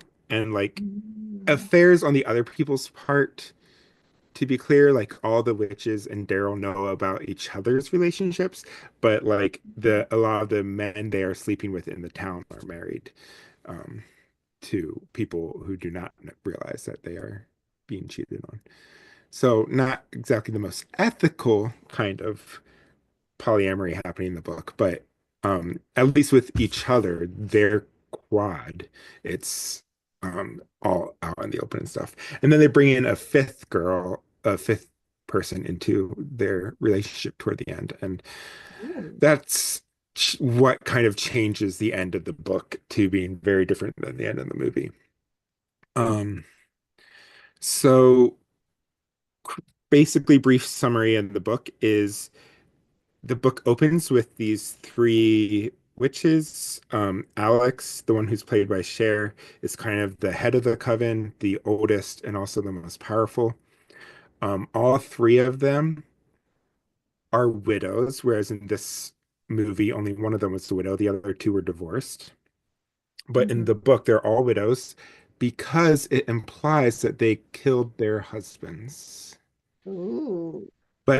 But it's implied as like a morally neutral thing, which is what's so fascinating about this book is it's written third person omniscient style, but like it really delves into the thoughts of the women throughout the way. So it's like Mhm. the book does a really good job of portraying like what they are thinking and feeling and what their agency is and stuff, especially written by a cis man. It's surprising. Um, Right? Yeah. but I'm like the death of their husbands, that kind of it seems like they if they did not it's, it seems like spells were put on their husbands to make them slowly kind of like wither away kind of thing and perhaps die of natural causes but hastened by their witchcraft kind of vibes. So they're all so all three of them are like just kind of meeting regularly. They are all kind of very sexually uh Mhm. active with others in the town, not with each other at this point. Um, and like all of them are having side pieces and stuff. And um, the two Daryl comes in, and they're not. Daryl isn't summoned by them doing like a trying to find a perfect man spell. Daryl arrives kind of as the book begins, and we don't know like what happened before he arrived. And so the first third of the book is kind of divided into um thirds. The first third of the book is basically these three witches. It's talking about their life in Eastwick, um, and their affairs and what's going on in their life and all that stuff. And they're also trying to solve the mystery of who this person is who bought the Lennox mansion. And so that's kind of the first third of the book. Um, the second third of the book is when the first third of the book kind of ends with all them meeting Daryl and all them starting to date Daryl separately, but knowing Mhm. each other were dating Daryl, and it wasn't like a competitive vibe. It's just like all the three Oh, of okay. us are kind of having fun with him and stuff. And then he started Which is inviting them how over. like the movie seemed like it was going to go until they all got to the. Yeah, and the tennis match in the book is not so much of like a competition for Daryl or them expressing their frustrations over it as it is in the book. It's very much like a flirting tennis match with all of them. And that's kind of what draws them from being dating Daryl separately to moving more into polyamorous territory and dating each other is the tennis match. And the Daryl also has a hot tub, so there's a lot of scenes that take place in the hot tub instead of, and especially sex scenes, especially between the three women, I gotta with say, or hot without tubs Daryl. are fantastic, so I Yeah. get it. So that's the second third of the book is like basically their love affair and how it's starting to the and gossip is being spread throughout the town. Um, when we get to witch lore, there's some interesting witch lore in the book, so please remind me of that when we get there. Um, but then towards the end of the book, the person that Michelle Pfeiffer's character is having an affair with, she's having an affair with her newspaper editor. Mm. And the newspaper editor's wife, just like in the film, is very like repressed sexually and very judgmental of them and very much like spreading rumors and being malicious and kind of being a busybody. And But so the is she witches do prophetic, like in the the movie? it's not so much a prophetic Um, as like her just being like you don't like saying to like her husband like you don't need to be with those whores up there. You don't know what they're doing. They're doing all sorts of nasty sex stuff behind those closed doors, like that kind of energy in the book, which she has a little bit in the movie, but there's also this kind of like more prophetic sense, like you're saying, to mhm. it. Uh, she, the witches start to get revenge on her for her being this nasty person, spreading all these rumors by like casting spells on her. But like one spell is that they cast something on her and she starts random things start coming out of her mouth. And so it's kind of Mm. hinted at in the movie with like the cherries, Series. but in the book it's whatever they sweep into a dustbin and then they Hmm. put the contents of the dustbin into this like vessel or something and whatever contents are put in there then come out of her mouth. So it's like not just things like cherry pits, but it's also things like dust and like hairs and safety pins and stuff just start coming out of her mouth at random times. And Okay. she is becoming so controlling of her husband, and stuff that he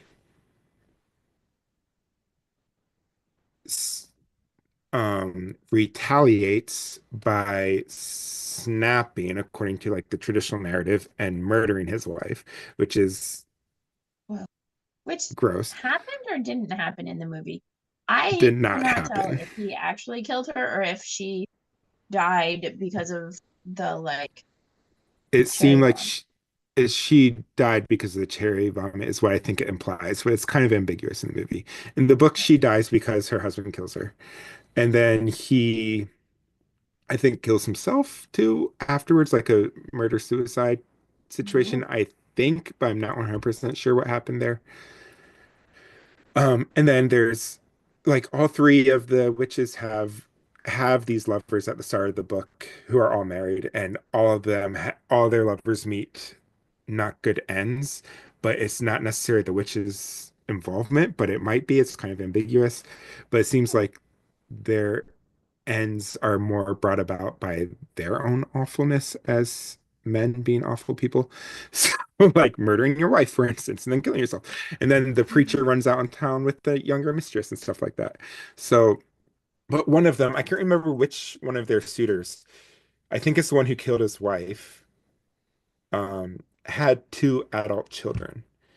And one of them was a young woman who is like 21, 22. She's in college and stuff. Very And susceptible to the lesbian lifestyle. yeah, exactly. And so the witches are like, well, we're kind of indirectly responsible for her parents' death. And I mean, that's not what we wanted, but that's what happened and stuff. So we feel bad. We'll take her under our wing and start training her in the ways of sexual liberation, queerness, and witchcraft.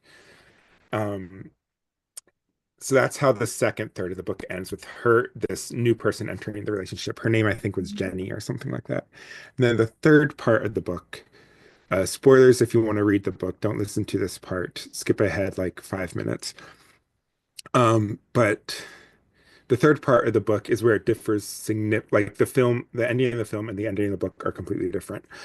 So Daryl decides to get married to Jenny, and Jenny decides to kind of betray her three sisters and marry Daryl.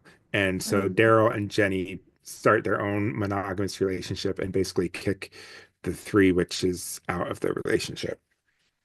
The witches decide to get revenge Mm-hmm. on Jenny and create the familiar of Jenny, the doll thing of Jenny, not of Daryl, and punish that and give that and basically do a spell on that that gives Jenny cancer, uterine cancer, I believe. And then Jenny ends up dying. The What? witches, yes, the witches, two of the witches, Cher's character and Michelle Pfeiffer's character. Why are balloons coming up? That's wild. Zoom's new things. Um, yeah. That was So, so weird. Like, right. it's been doing your bubble Thumbs up, I know a thumbs lot. up too, but like, Oh, that's fireworks now, apparently. What is going on? I don't, ah, It's weird. Um, but yeah, so Cher, who plays Alex, and I can't remember Michelle Pfeiffer's character because I think Susan Sarandon's is Suki. No, Michelle Pfeiffer's is Suki. Yeah, Suki and Alex regret the decision and try to reverse the spell because they realize that what they did is wrong and they're acting in jealousy. But Susan Sarandon's character refused, and without her power to help them reverse the spell, they were unable to fully reverse the spell, and Jenny ends up dying from the cancer. There, Daryl falls under a whole bunch of legal troubles and basically skips town and disappears. And the book ends with the three witches kind of deciding if they should just go their separate ways, and just kind of leave the town of Eastwick behind, especially because Suki and Alex in particular feel like super guilty and bad about what happened to Jenny, or I think it's her name is Jenny in the book, and just mhm. decide that they want a change, and that's kind of how the book ends. Wow. The book is also more ambiguous as to whether Daryl Van Horn is the devil or not. It hints at it, but it never comes out and says. Whereas the movie makes it very explicit at the end that he is the Yeah, devil. he's And there's definitely the, also the one thing that I think the movie would be a lot better if they had just dropped the pregnancy plot altogether. That's not in the book at all. So the yeah. weird them having babies that are the spawn of Satan at the end, just that's completely made up for the movie. I feel like it's made up so that they could do a sequel. I don't think so. Like there was never any plans or things for a sequel. I think that it was just this is Hollywood. So what does a woman want for a happy ending? Oh, she must have a baby. So we can give her a happy I ending. thought that was a great argument for abortion, honestly. Like Right? literal spawn of Satan. Especially because Cher was in freaking If These Walls Could Talk. So it's like you would think that she would make it explicitly a pro-choice in this movie, but of course no. So, Oof. but yeah, That's that's the a book in a lot. nutshell. Yeah. And it changed, like for me, it changes pretty much every one of these categories that we have for a deep dive, which is why I wanted to kind of go through it. Yeah. No, for sure. I was just, well, and I was just trying to, you know, take all of our notes and Hmm. uh put them together into like options. I mean, the for me, the most obvious like starting place, right, is the sexism, misogyny, which comes out in different ways from what you said in the book than in the movie, but it's like everywhere in the movie and most places in the book. Hmm. Right, like you get the creepy assistant principal-ish person who's sexually harassing Susan Sarandon on the day of her divorce, Yeah. and then talking about these days of disintegrating values and divorce. Like, it makes my brain stop. Like, my brain cannot compute, right? And I mean, that's so much like what Susanna was saying with the Mormon housewife. It's so much today of Christianity and that particular like conservative Christian nationalism that like this is the precise like we are trying to instill these values, but Hmm. also not at all care, right? Like you can't instill these values and uplift like that there should be no divorce and that this and that and the other thing, and then also have Trump Hmm. as your like second coming of Christ. Like it does not work. It does not work. Yeah.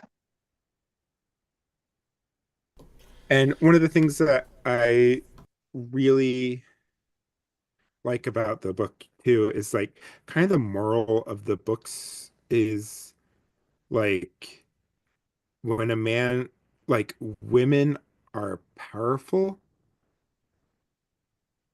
and the thing that takes away from women's power is men. And Yeah. that is kind of like the overall point of the book.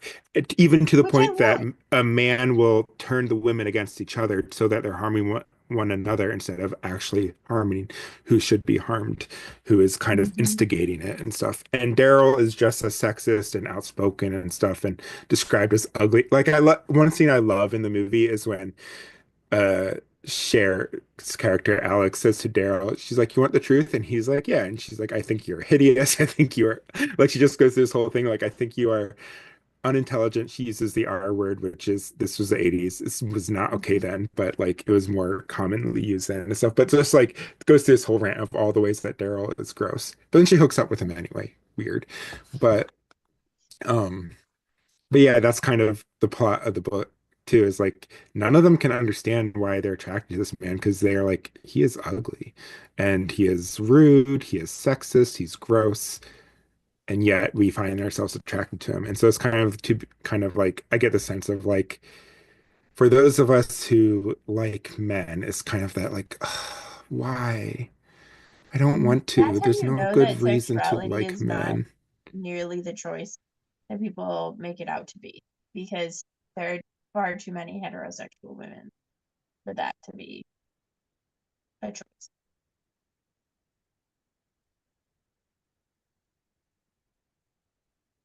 I have so Share many your feelings. feelings. Okay, so I definitely have some feelings. Okay, so one, this is a thing that happens. Like where sorry, there's just so many feelings. One, like he is like not super attractive. The reason that they make out with him anyway is because he saw them. Like, this is about the important, like, for me, this is about the importance of being seen. Like, and more, like, whenever they did hook up with him, it was because he espoused something that mattered to them that other people were ignoring. And then, like, on top of which, and here's the really important part, like, and this is yet another in a long line of movies Pace has picked out where the question ends up being, did they mean to do it? Or did the movie just illustrate the shittiest parts of the director and producers? And screenwriters, right? Did they mean to do it? Or did they just reveal who they were, you know? And I think this is one of them because, yeah, that's exactly how predators work. They tell you what you need to hear, they identify you are vulnerable, and then they tell you what you need to hear. And the part that really got to me is when he would say the things that were super progressive. Like, he was like, oh yeah, men suck, and like, here's how men are not nearly as cool as you women are. Really meant that he was like, I mean, like, to a level, I think he did believe that because he felt he wanted power. He wanted women's power. But, like, that is how, in church circles, there is a progressive church circle of people who are like, yay gay rights, yay women, yeah, we support trans people, yes, we are not racist, we're gonna go ahead and be a whole bunch of white people on a racial justice committee. And like, but at the end of the day, those things are performative with a goal. And progressive circles and progressive ideology are like the perfect entree for a predator. Because the bar is so fucking low.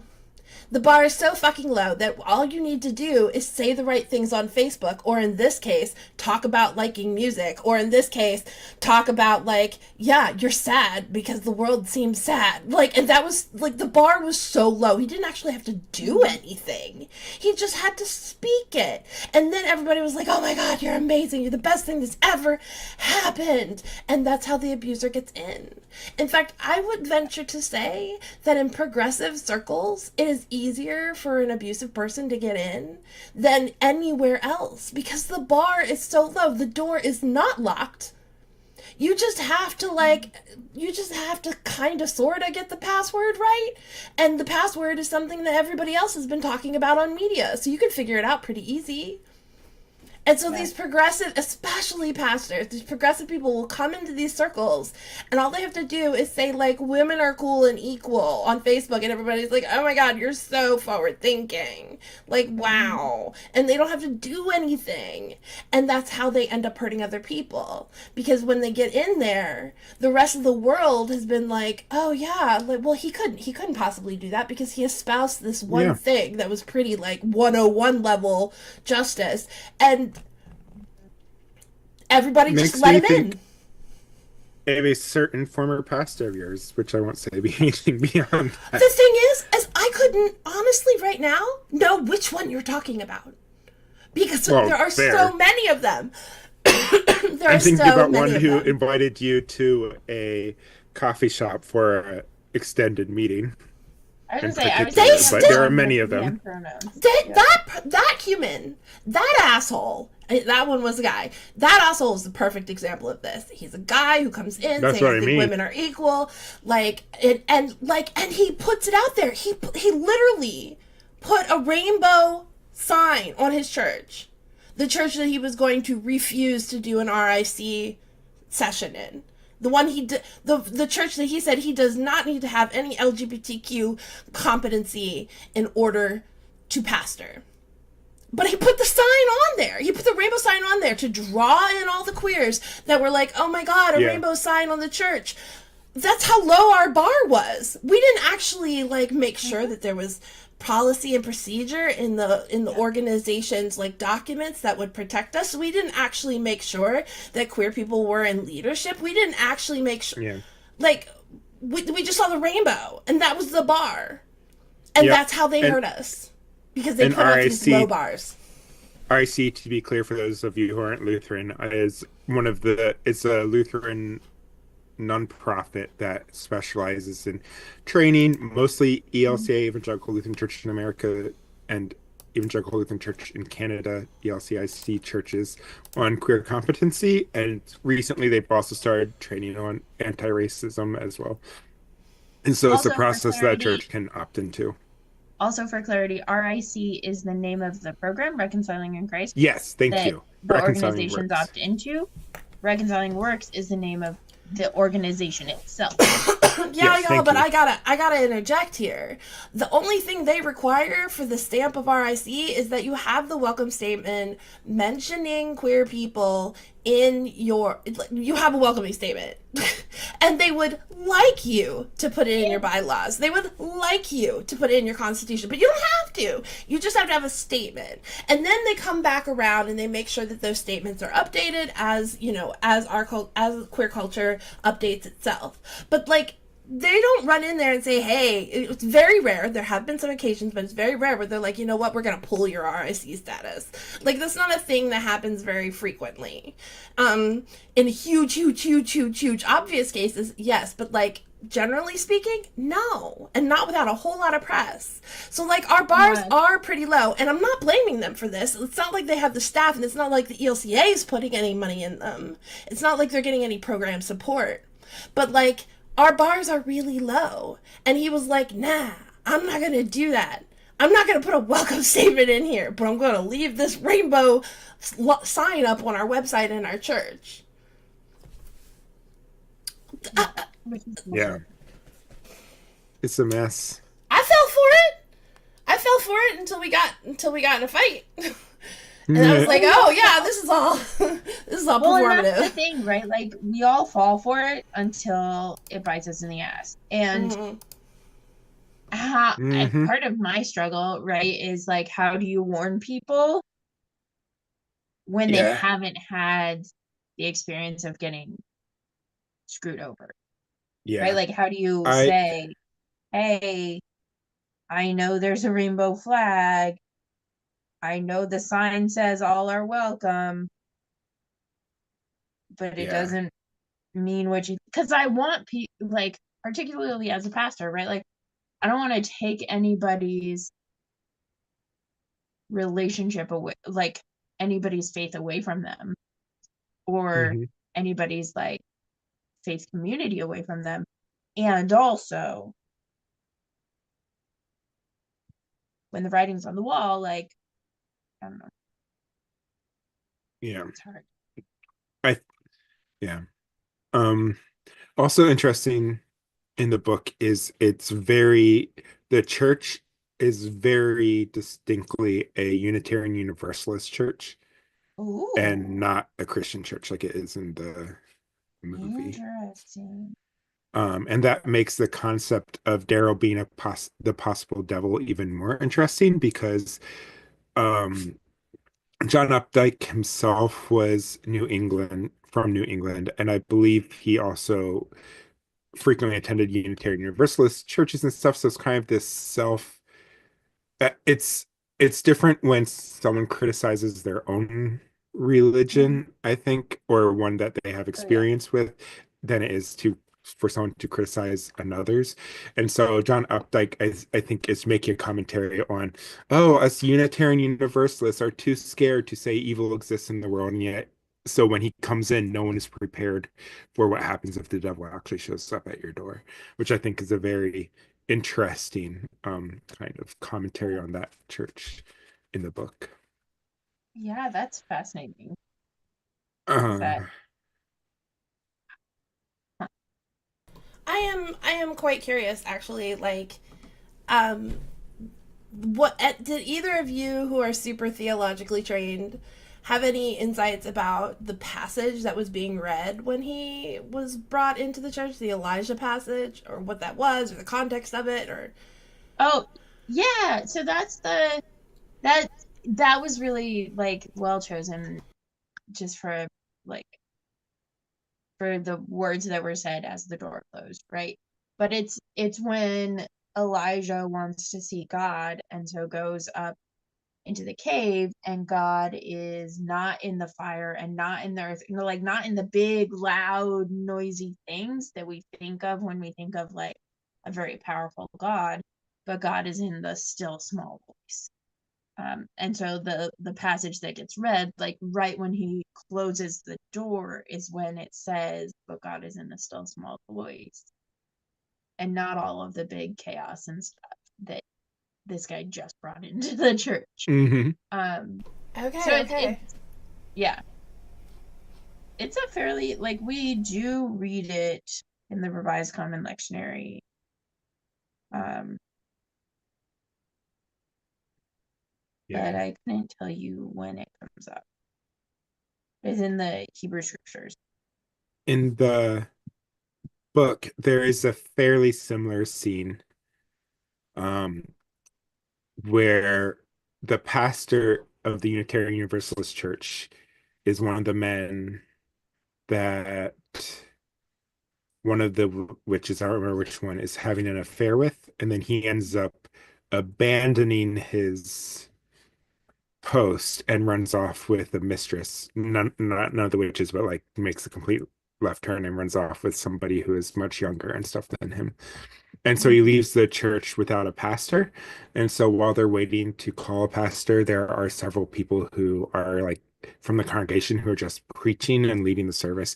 Yeah. And there's an extended scene in the book where Daryl is leading the service and he reads from, and he's like, I know we don't usually read from the Bible in this, but I'm going to read from Genesis. And he goes through like the reading through, like, there's this very long sermon, and he's talking about like ecology, and he's talking about like how God created women and men to be different. So a lot of some of the kind of the same stuff he's saying in this one, except he's talking about the Elijah passage instead. Or I don't think he's even talking about it. I think he's just ranting at that point. But in the book, he's referring to Genesis as he's kind of going through it and stuff, and talking about God's created order, and it's very funny because at that point you're starting to question like, is this the devil? And then he's saying a lot of, he's like shit talking God a lot, and it's like very funny. This like why did God do this? God must be just trying to punish us and annoy us by giving us women and stuff like that.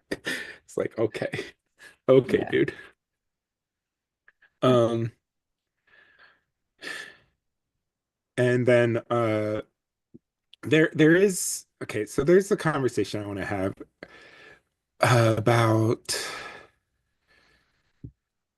this movie's feminism Mm. and kind of the popular it's kind of like popular second wave with some third wave influence feminism pop culture that this movie and a lot of movies of this time period have, and really kind of do a queer criticism of it. And I want to be clear, like, I'm doing this as somebody who identifies as a non-binary trans person and as a trans woman. So it's like, hear this as me critiquing feminism from that point of view and not as somebody who is a man or masc presenting person critiquing this, because I think it lands differently. But Mhm. this movie's feminism is really fucked and is really gender binary and is really turfy, and also seems to be this Hollywood obsession with making women's liberation essentially equate to sexual liberation, and Oh yeah. this distinct fascination with saying a woman can free herself from the patriarchy by having lots of sex. And so it seems to be this With a very, man. yeah, with a man. Or if they're having with each other, it's still very much like the way a male gaze would imagine women would be having sex with each other, as opposed to like Mm. actual true Yeah. sapphic stuff. Um, So they're scissoring, basically. yeah. So it's like, which is fun, don't get me wrong. I've scissored, but like it's not the main way sapphics have sex. It's a Mhm. sometimes treat for many of us. Not like, and some don't scissor at all, and some don't have sex at all. Anyway, so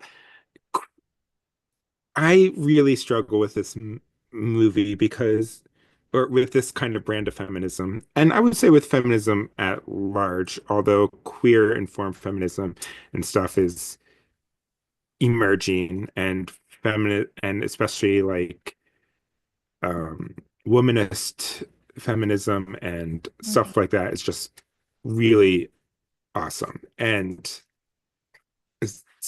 pop feminism is just really lacking. And one of the ways it's lacking is this weird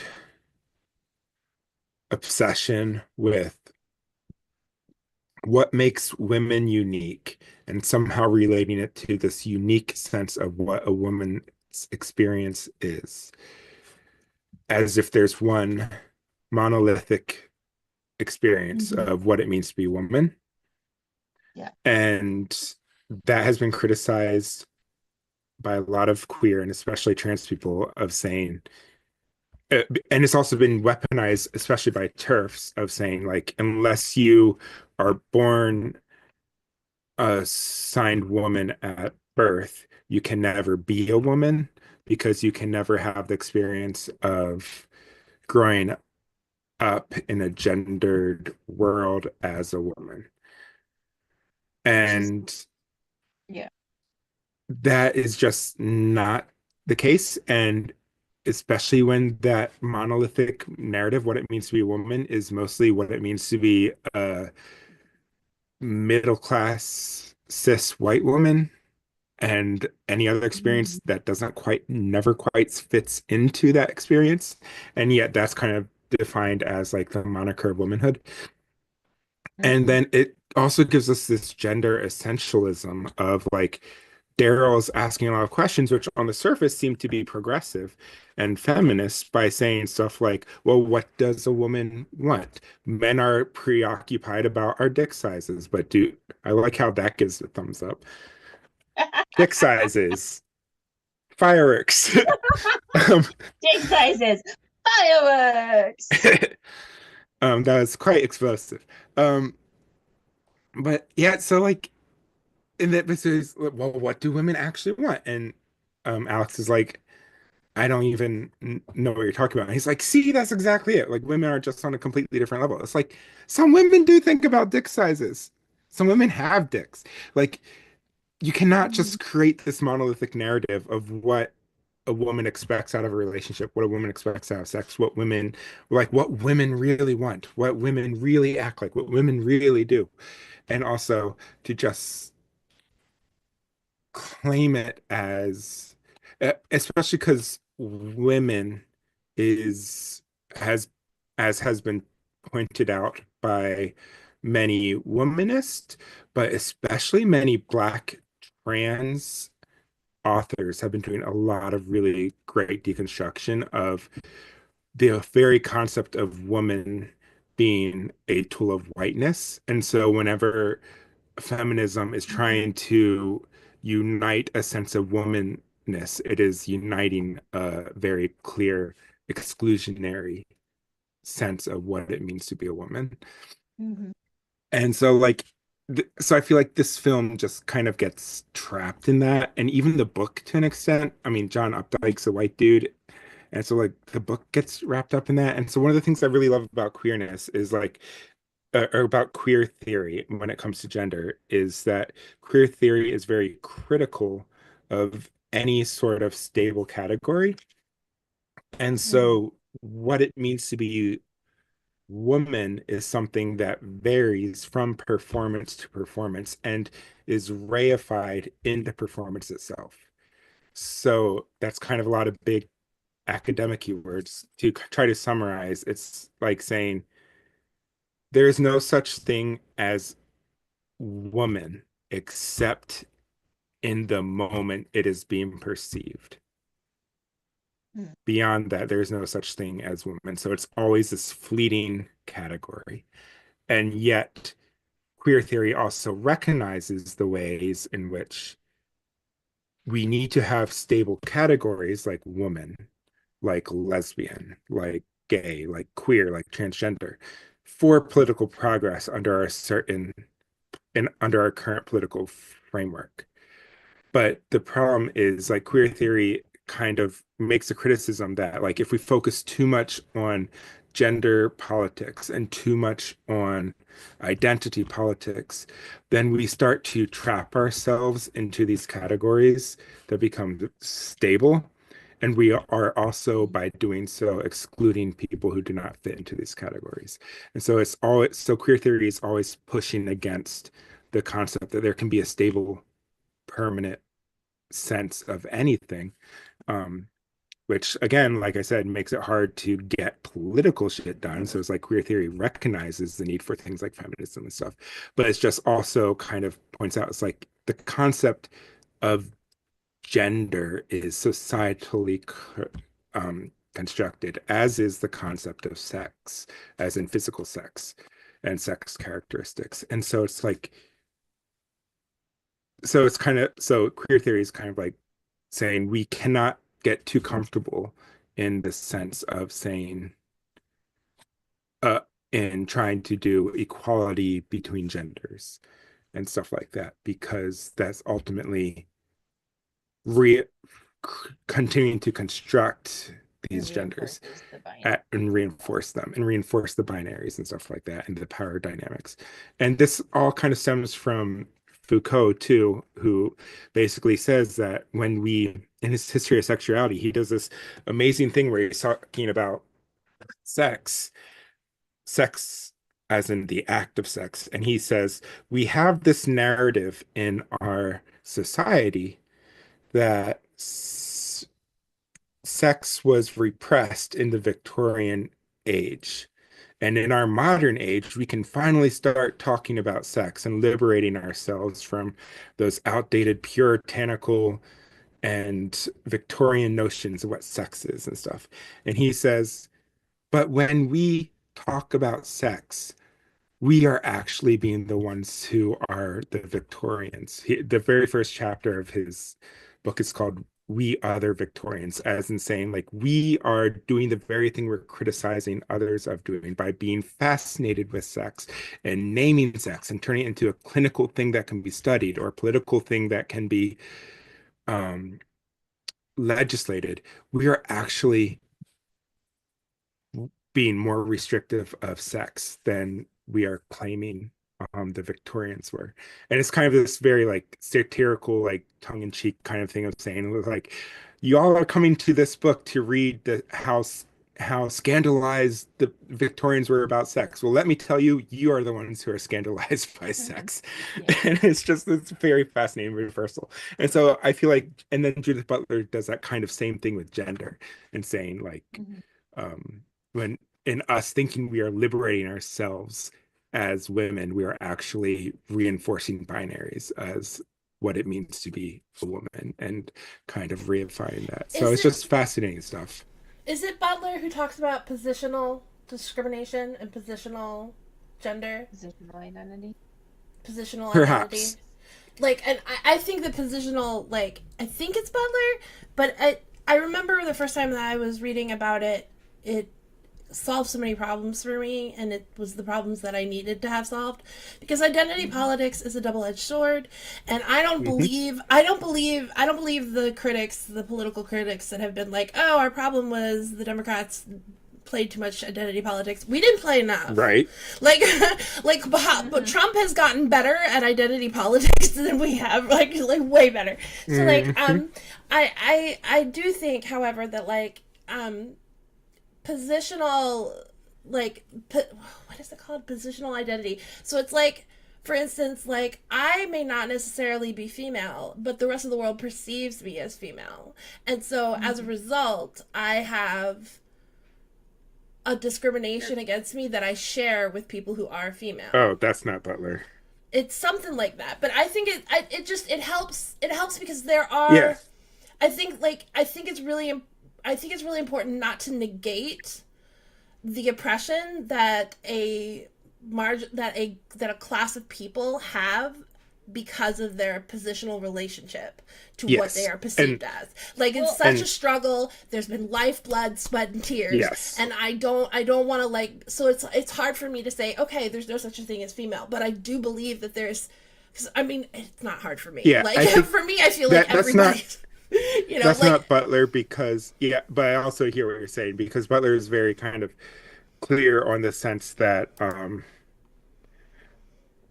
gender is something. So this isn't disagreeing with what you're saying, but I think trying to speak to what I think Butler says about it is this sense of our perception and stuff can gender is one of those things that a performance will always ultimately fail. mm, So what Butler is basically saying is that gender as a concept is always one step ahead of gender as a performance and as a perception, mm, so that everybody is always perceived as failing to be perceived or understood as a gender, as a performance of a gender. And then Black queer writers, especially, have taken that a step further and said, yeah, because gender is constructed as a category of whiteness, and mm, so we are all kind of judged against this whiteness.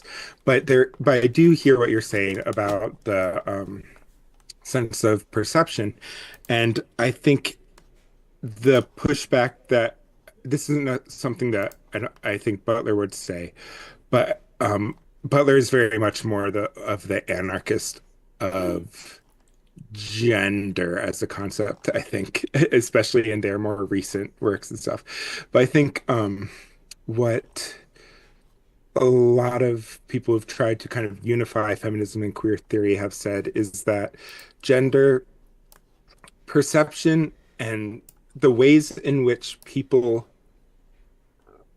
receive gender instruction and gender discrimination mm, is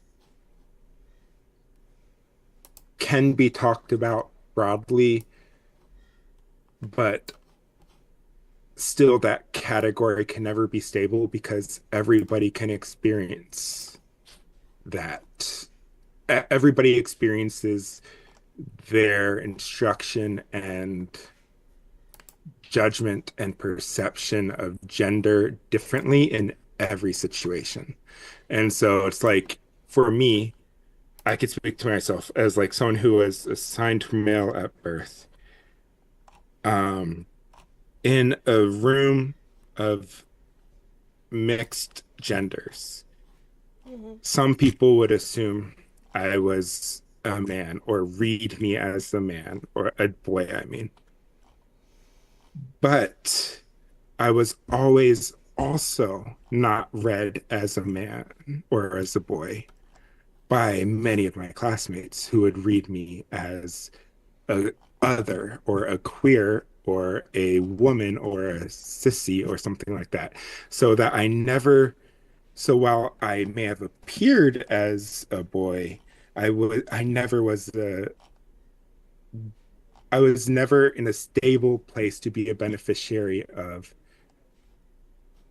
male privilege, as an example. And so that doesn't mean that I don't have my own internalized misogyny and stuff. All of us do, regardless of our gender and all that. But like, it is saying that like there's no such thing as, for me, in my experience, there's no such thing as a stable sense of benefiting from being seen read as a boy. If I was in a particular situation, it would be fleeting in that situation. But like by and large, I did not have a consistent experience of being benefiting as being read as a boy. And so so a lot of trans people have especially pointed that out and said that like we can we can definitely say that people who are um, read as girls and as young women and stuff like that, and people who are read as gender divergent in other ways, fairly consistently can experience similar things, but but that's less of a that's less of a what's the word I'm trying to say? Like it relates more to the ways in which we are harmed and oppressed than it does to the ways in which there are such things as identities. Agreed. Yeah. And Yeah. that oppression is always fluid from situation to situation, especially when we factor in things like whiteness and stuff, where Mm-hmm. a room full of 10 men, one white woman and one black woman, the white woman is going to still be the recipient of massive amounts of privilege to the point that is woman a stable category for her at that point, or is whiteness then becoming the stable category in that Mm-hmm. moment? um, and so so the binary kind of shifts in that moment just by who is based there. And so it's like the binary still exists, but like the binary isn't a stable just gender binary, when whiteness or ability and other stuff come into it. So it's just, all that is to say is, like, for queerness and for Butler, it's very complicated. It's hard to say that. It reminds me of when I was in Argentina, and I was trying to find the article that we read, and I don't remember who it was or what it was titled because I read it in Spanish. It was translated from English to Spanish, but it's like the paradigm or the paradox or something of the closet, and it gets at the, like, that there is both privilege and oppression in the closet, and so frequently it is viewed as one or the other. And I think part of what we're talking about with, like, positional identity, even in the, like, and in Pace, you're kind of shifting it to stable versus unstable identity. You're not saying those are the same thing, but, like, shifting more into, like, the stability of the identity as a way of talking about maybe the more privileged identity. But I think it's the catch-22, right? Like, and as a non-binary person who frequently gets read as a particular gender, I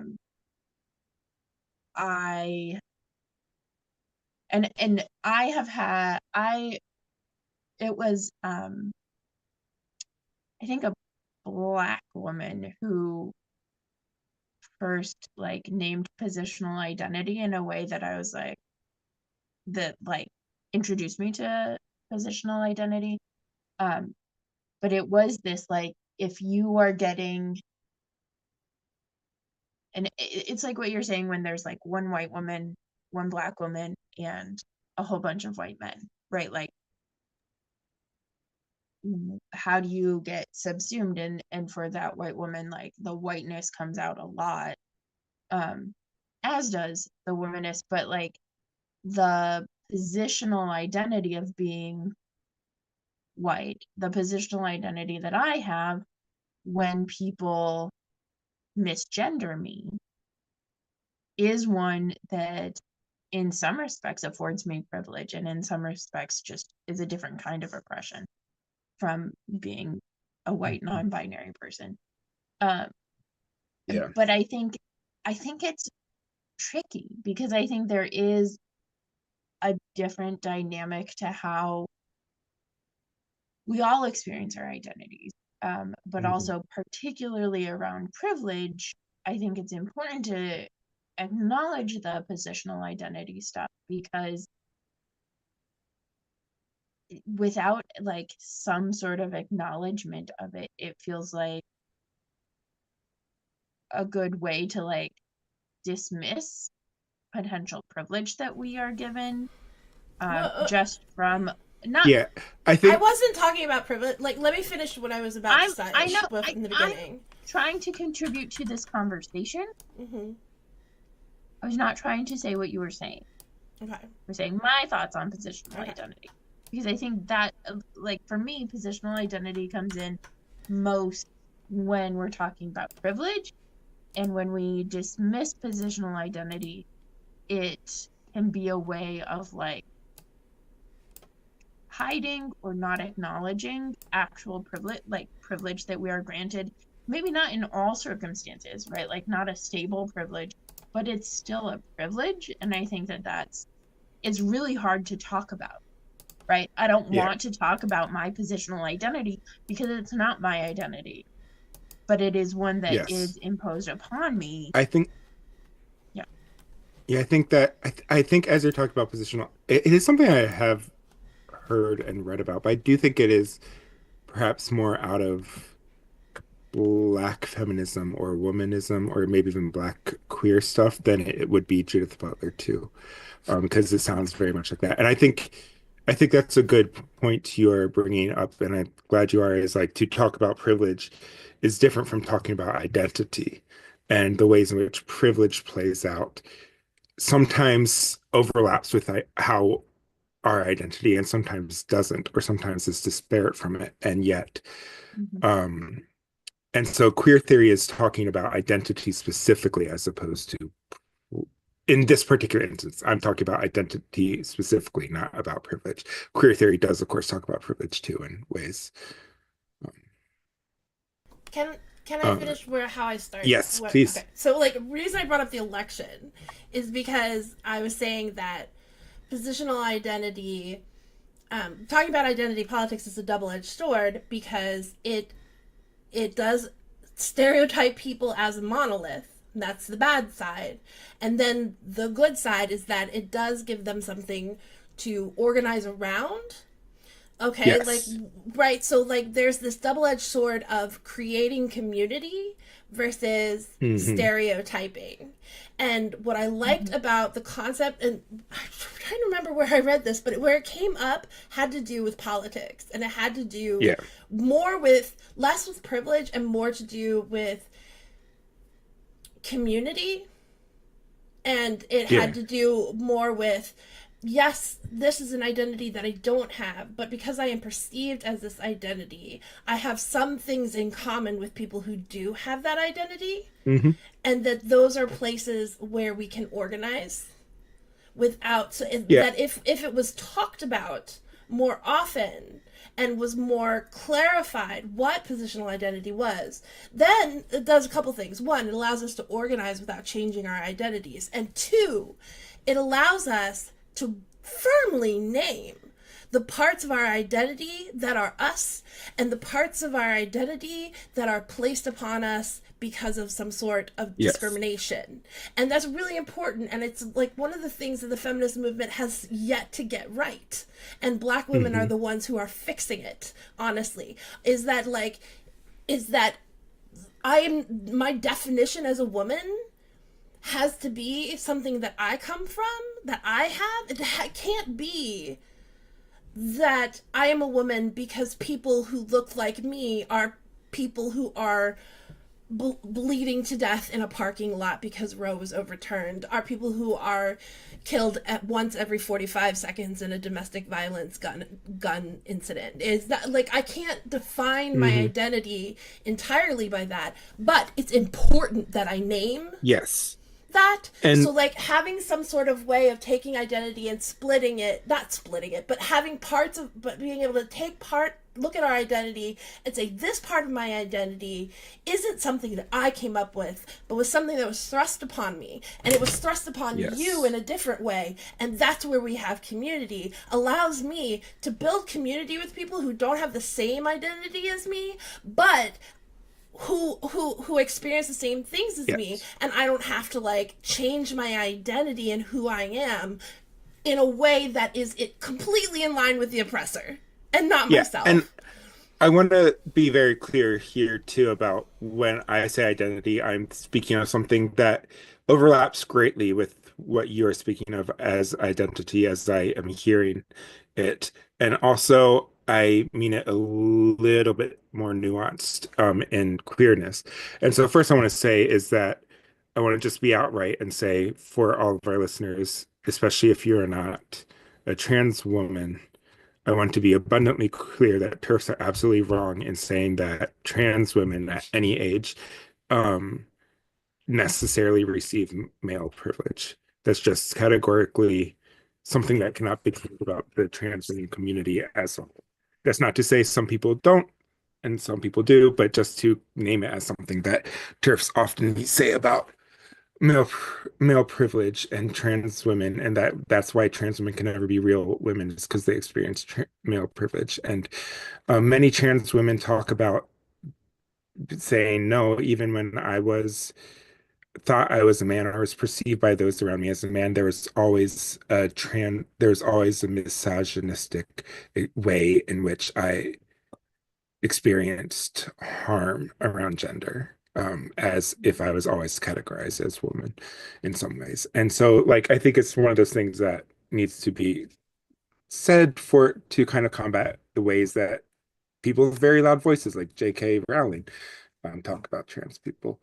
Um, that much aside, but just for our listeners to know that that's the where we stand on that. That much aside, when we talk about identity, one of the things I was saying is like there's a difference in political identity. There's a difference in self-proclaimed identity, and there's a difference from saying that identity is something that is a stable category that people are in, or people transition from one to another identity, or something like that. And queerness is specifically not discounting the importance of political identity or community building for identity.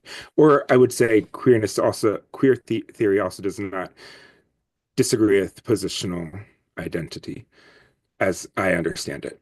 But I am saying that queerness is always very particular in saying that in every instance, identity is what we think of identity is something that is in perpetual deconstruction of itself and destabilized, so that no, the human experience be when the human experience is labeled as an identity, the label is inherently a lie. And I think that a good way to compare this to theology, since we are a theology podcast, is to talk about the difference between cataphatic and apophatic theology, which are big fancy words. But cataphatic theology is the type of theology that says things about God, like saying God is good. And apophatic theology is the theology that is the theology of negation. It says that we can't, no words we use to describe God can describe God. God is too much beyond description. So everything we say is inherently short. But since we need to talk about God anyway, we need to figure out how we can talk about God knowing that what we're going to say is going to be inevitably short. And so some people will say God is not evil, because can be a true statement, because we're just saying what God is not. But if we try to say, well, God is good, that's still inevitably a failure. Others will say that any language we use, any other apophatic theologians like Sally McFaig will say the language we use for God is inherently a metaphor. So as long as we understand that it is a metaphor and therefore not necessarily a stable category, then we can say what we want to say about God, but we have to make sure that we always know it's a metaphor and it's not actually who God is. And so queer theory, I think, is similar in that is an apophatic vein of philosophy when it comes to things like gender and sexuality, and saying, yes, we can say labels, and yes, they exist for these reasons. However, we always need to make sure that we recognize that these are metaphors. These are not actually who we are. And I think that's the I like it. difference. I like that That's a the lot. caveat I would say about queer theory. I like it. That's helpful. So, yeah. We also get to see you at your very, very, very best. Yeah, Professor Pace. I'm sorry. I'm a nerd. But like, that's when we get to see you at your very, very, very best. And that's the Oh, important thank stuff you. that I don't think that lay people get a chance to hear. Right? Yeah. Like, I think the three of us pretty much differ on this in a lot of ways, but like, I think that as we hear each other's stuff, we broaden what we have. Yeah, yeah. In a And I'm way not that's saying really helpful, and I love that about us. And Yeah. and lay people do not get this chance. They don't get Right. to do this. They don't get to sit around and talk about apophatic. like Yeah. metaphorical nature of God. Like that's not something we get to do. And I I'm think too the busy. wild thing is a We're lot. stuck. I just want to call out. Yeah. Pace is amazing at this, and Pace is an excellent example of what happens to queer people in church. Because Yeah. Pace's mother is pastor.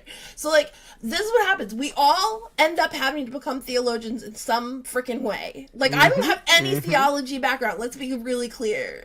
Like, and I'm talking about positional identity. Like, we have to. Because we don't get to have these conversations. We have to go in there and we have to deal with, like, the story of what does the story of the eunuch say, and this one passage said you can't lay with a man, and like, Yeah, and exactly. so we have to learn theology, and we end up in these kinds of conversations. So I just, if you're feeling lay and you're like, oh my god, I wouldn't know this. How could I possibly know what Pace is talking about?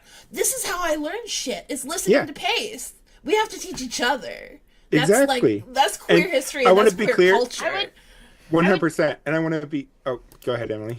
I just want to push back one thing, Susanna. Okay. You said you don't have any theology. You don't know any Experience. theology. That's a lie. You don't It's true. have It's true. academic, like, higher theology, Yeah. right? I don't. You don't That's have a exact- graduate degree in white people theology. Correct. But you do have your lived experience, Yes. and you have Thank you. been a member and an active participant in, like, a community That- of faith and theological right? conversations for a long time. That is and exactly that what I is was how theology happens. going to say too. It's like this is for me a mutual relationship in the ways we talk about theology here and elsewhere in my life. I mean, I work at a church and I work with a lot of parishioners, many of whom don't have much education beyond high school or even don't have a completed high school education. And yet I see like I'm going to tell you all the stuff I learned, but I want to hear what all the stuff you learned too. Like it didn't need to be in an academic room for it to be important or true. And so one of my favorite teachers from undergrad, Derek Nelson, talks about this a lot of like the theology, the average typical person theology that we encounter is important theology, and it is, and people do think about these things. They just may not know the terms or the categories, but people do think about these things. People think about God all the time. And people think about our relationship with each other all the time and our relationship with ourselves and our bodies. And like all this stuff is thought about, and not just thought about, but also lived out. And so like, so all that is theology, all of it. Okay. Like that. Yeah.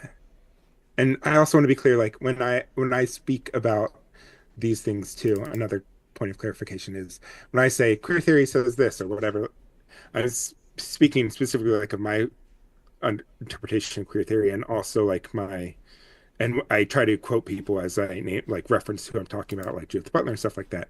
But also I want to be clear, like I do not necessarily say one is right and one is wrong on most of the stuff I talk about.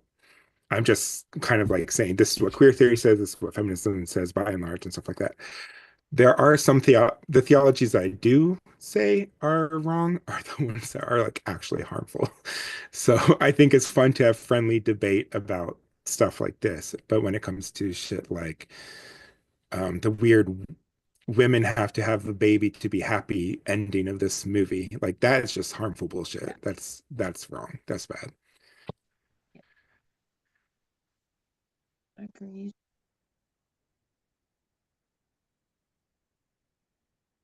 Anyway, so Yes. Back to the movie. I'm glad There's so much I'm glad in you this contributed to movie. this. There so is. the man bun. Right? Well, Man, I think that really though gets at, so wait for it. I think that really helps like think about, and this is kind of what I proposed in my one sentence summary, right? Is this queer family of choice, or is this male-centered orgy harem thing, right? Mhm. And I to a certain extent, because we are queer, we can read ourselves into it in our own ways, and we have, right? Like Susanna named it very explicitly Yeah. at the beginning. And I think from the sounds of it, the book does this a little bit better. Well, it does it differently, because in the end, the women choose each other over Daryl, even in the movie, right? Like in the movie, and Hmm. turn the great Daryl TV off for their Yeah. sons, because of course they only have sons. Um, Yep. they're triplet sons who all have the same color hair as their mom. Right. Um, like there is a sense of, yeah, they are creating queer chosen family, and this is like a queer experience. And because queer experiences so frequently are connected to sexuality, like to sex and Hmm. sexuality and expressions of sexuality, and this it is more complicated than that, and especially like as we grow in our awareness of asexuality and aromanticism and demisexuality, like, but historically I think queerness has been in recent history tied very much to sexuality, and so like their own like liberation and the problematic nature of your liberation must be via sexuality. But it also is a way of experiencing the world that we've done and like that Hmm. we frequently will live into. Yeah. Um, And there's nothing wrong with being cis and experiencing liberation sexually in a cis or straight relationship, yeah, to be but clear. I think I It's mean, just queers are better. I mean, what? No, I yeah, didn't say that. it's like I mean, sure, base, I guess that that's nothing wrong with that.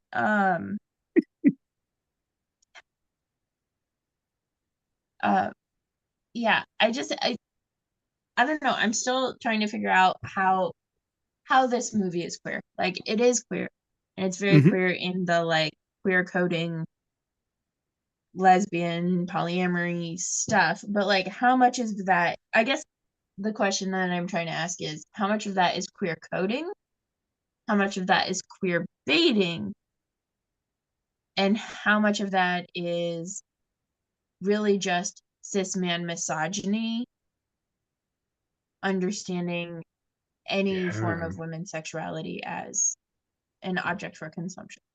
Yeah. And I think it's kind of one of those things that's like, yes, it's all of it. But like you said, like how much of it is each.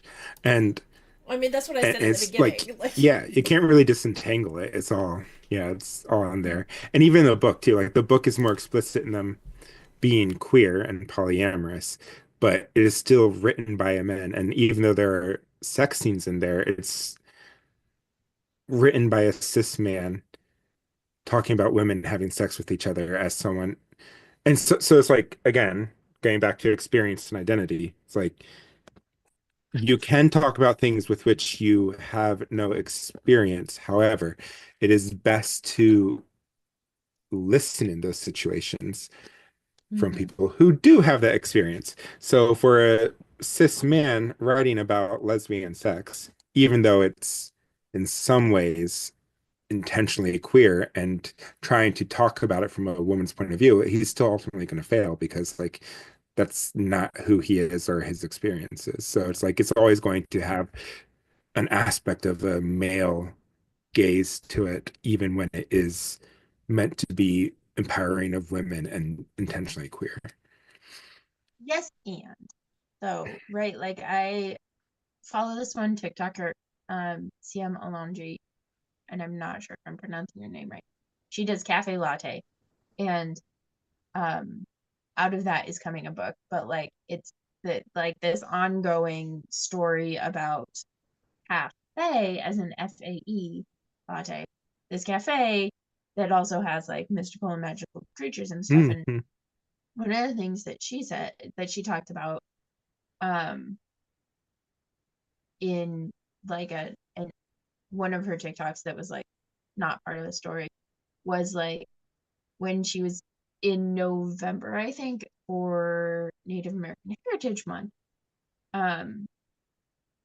She was like wanting to incorporate, like the location is Minnesota, and so she was wanting to incorporate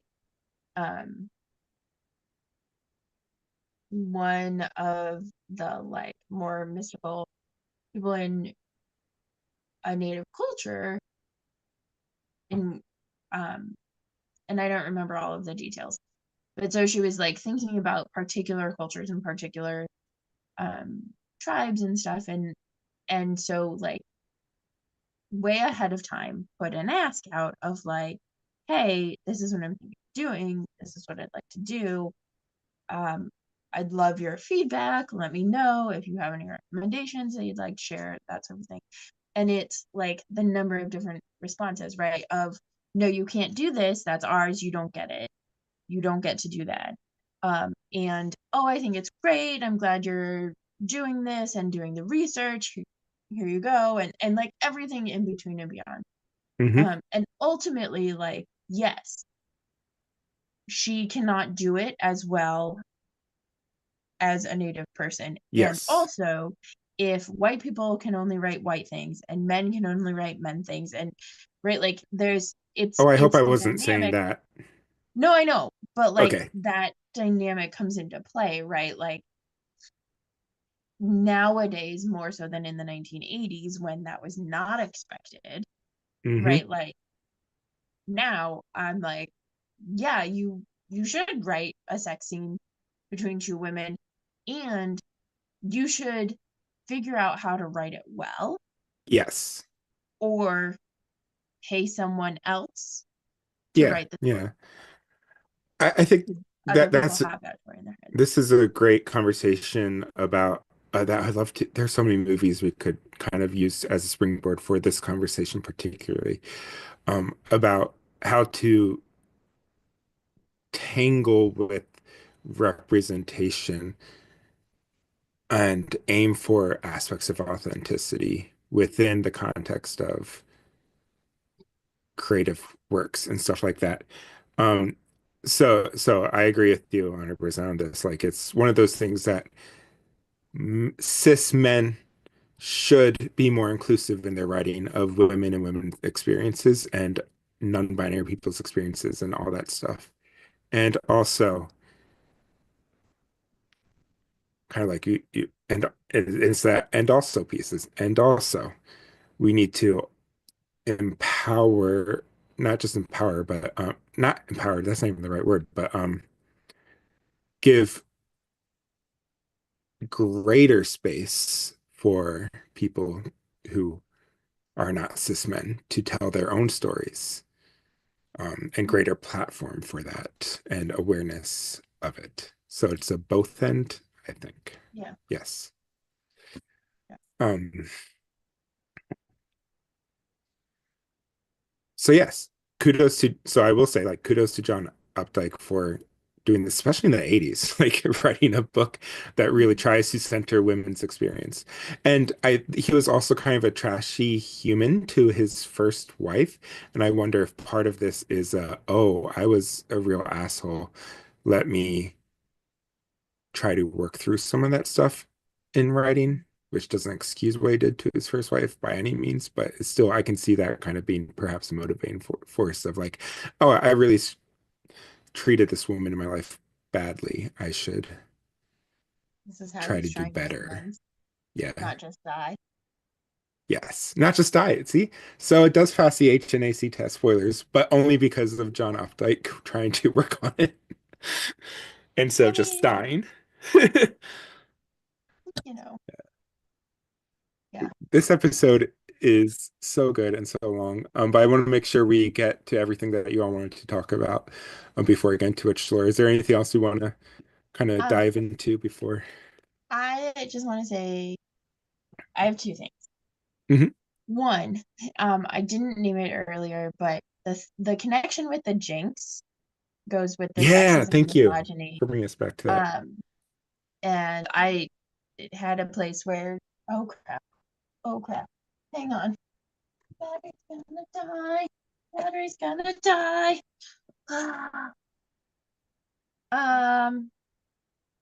Hopefully the tablet doesn't die, but if it does, I will hop on my phone. I have it plugged in. I just don't have the super duper uber power chargers. In this moment. Okay, so the Daryl feels like Bob Durst in The Jinx. So Bob Durst was super wealthy, super creepy, weird,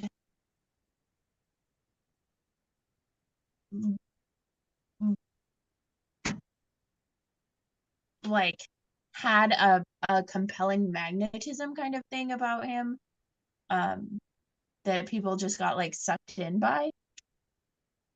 And for Bob Durst, because he had all of this money, okay.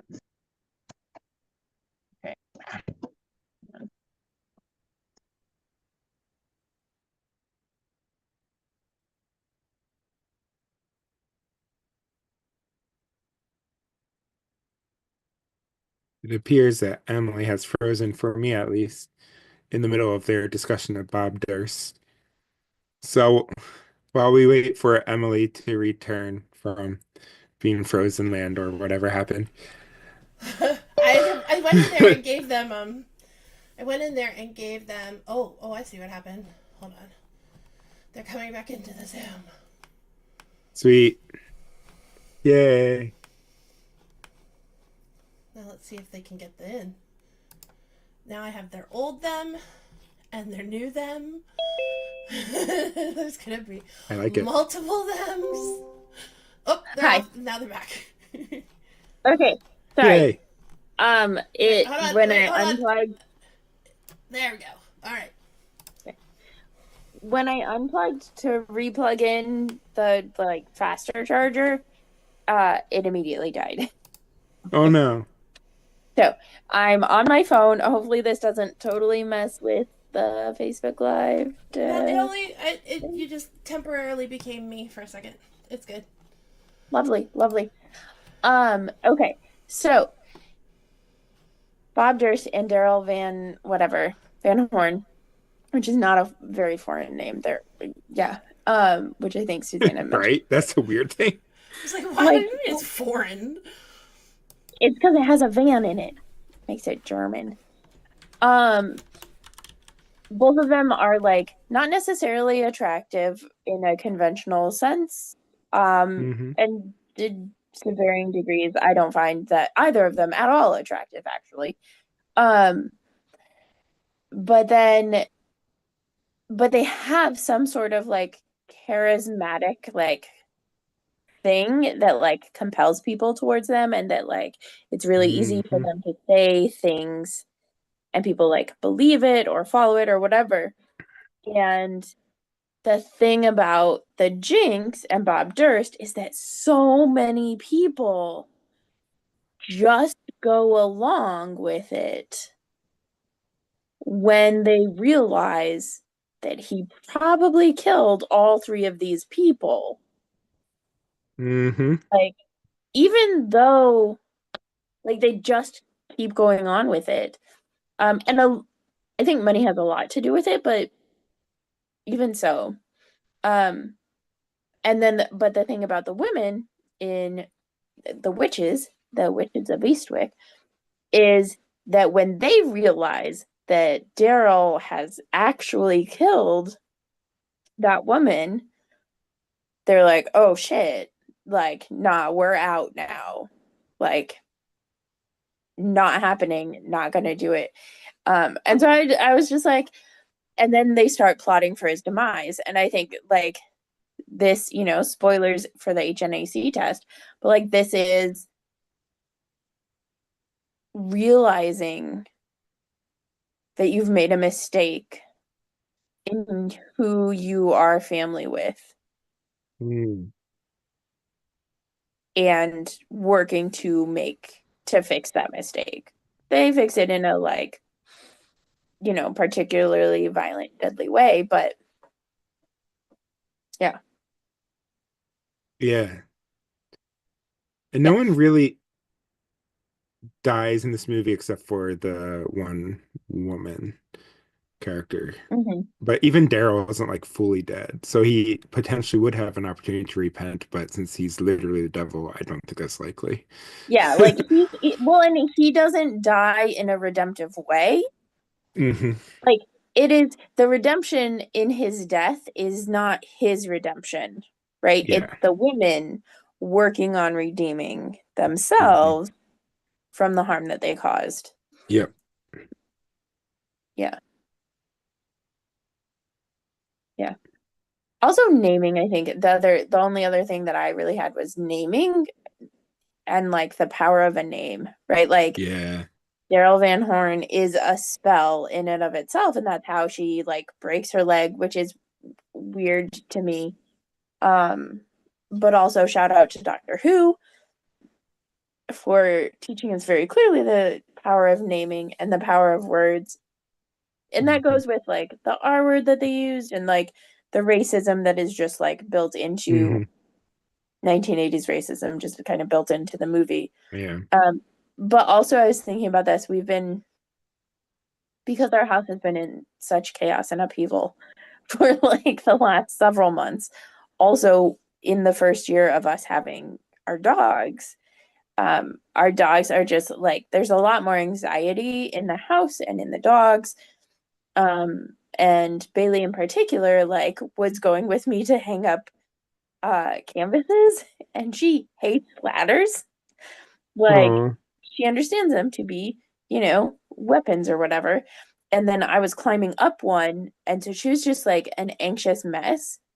And I ended up like not taking her the second day because I was like, she cannot handle me on a ladder. Like she does not rest. She's just like on edge the whole time. She's way more barky, all of that stuff. Um, so she's been more barky. She's also been trying to like herd some of the humans in the house in unhelpful ways. Part of what we realized though is like the power of a name. Her having like nicknames makes sense. And we all have nicknames for all of the animals in Hmm. the house, basically. But for the people where she was like trying to herd them, part of it was like I have noticed a marked difference when they were like, "Oh, you don't recognize that I am talking to you when I call you by the nickname that we had." Even though like Bailey for the most part like was responsive to that nickname back in the day. Um like at the old place, but like she just like was not registering that was what was that the person was talking to her. And now when they come in and they're like, "Hi Bailey." Bailey is like completely different. Yeah.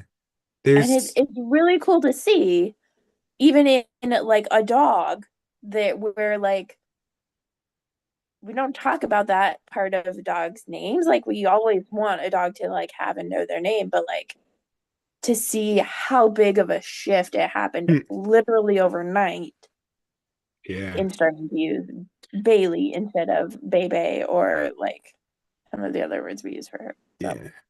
I think that makes you think of two things. One is I read an article ages ago about one of the types of intel. There are many different types of intelligences, and one of the types of intelligences that dogs struggle with, um, is being able. They can learn something, but if the environment changes, the universalizing of that thing they learned applies to the new environment as well. And so that's something that dogs categorically struggle with. Some are better than others, just like humans have different varying levels of intelligence. So I've always kind of paid attention to that with my own dogs too, like Gandalf. Like when we moved, sometimes we have to retrain him on like you have to go potty outside. I know you learned at the old place you can't go potty inside, but you have to learn this about the new place as well and stuff like that. So yeah, something we had some dogs struggle with. And then the other thing it made me think of is this TikTok, which was so cute. It was a woman who was talking about as long as we have TikTok for however many more days or weeks until it gets banned again. Yeah. But there's this woman talking about how she made the realization that she doesn't think she ever taught her dog her own name because she's only ever talking to the dog, like saying the dog's name. And so she had this TikTok video of where she goes to her dog and she's like, I should introduce myself to you after 6 years or whatever. My name is like really cute. Yeah. That's adorable, and I love Right. that. And now I want to watch her introduce herself to the dog. Well, because we do it because we have like so many humans in the house. Yeah. But yeah. And I think it's helpful when you have more than one human in the house. It's typically easier than when you're like living alone with your pet, perhaps. I would think. Yeah. But like Brian and Well, I always refer to each other in front of the dogs, so the dogs clearly know who is who. Yeah. Well, and we have like our dog parent names. Yeah, that's and, true like, too. Aunt and like we don't have any dog uncles, but like the aunties in the house. Yeah. That's fascinating. I didn't know that. That makes so much more sense though. And some dogs like, and with different things, some dogs like get it, or some will be able to do some universalizing for some things and not for others. So it's different for each dog. But I just remember that article was very eye-opening for me, especially with my experience with Gandalf. I guess we can then move to witch lore though. I have one witch lore from the book. And then I could talk about stuff from the movie, but the movie, I don't feel like the movie delves too much into witch lore, specifically as it just shows them kind of like learning their powers as they go. Yeah. So, from the book, the one thing that is witch lore is it seems to heavily imply two things. One is that all women have the power of potentially being witches. It is, and the reason why most women do not experience it is because they are in long-term relationships with men who prevent them from being able to have their power. And so when a woman is widowed or divorced or single, she tends to have witch power. So widows by and large. So it's kind of like explaining the lore of witches that many widows are witches. And this is saying, yeah, because women are naturally powerful, but men prevent them from realizing their power. And only a few women actually know that they are witches and are able to harness that power and improve upon it and stuff like that. But Interesting. yeah, so that's kind of the big thing from the book. Yeah. So like a lot of the women in the book would have like small magic things happen, but not realize that they were witches or anything. So Interesting. That's cool. yeah. I like that. In the movie, they definitely have witches have the power to conjure / summon the devil. It is not clear to me which they do. Yeah. I Yeah. think there's an argument for either.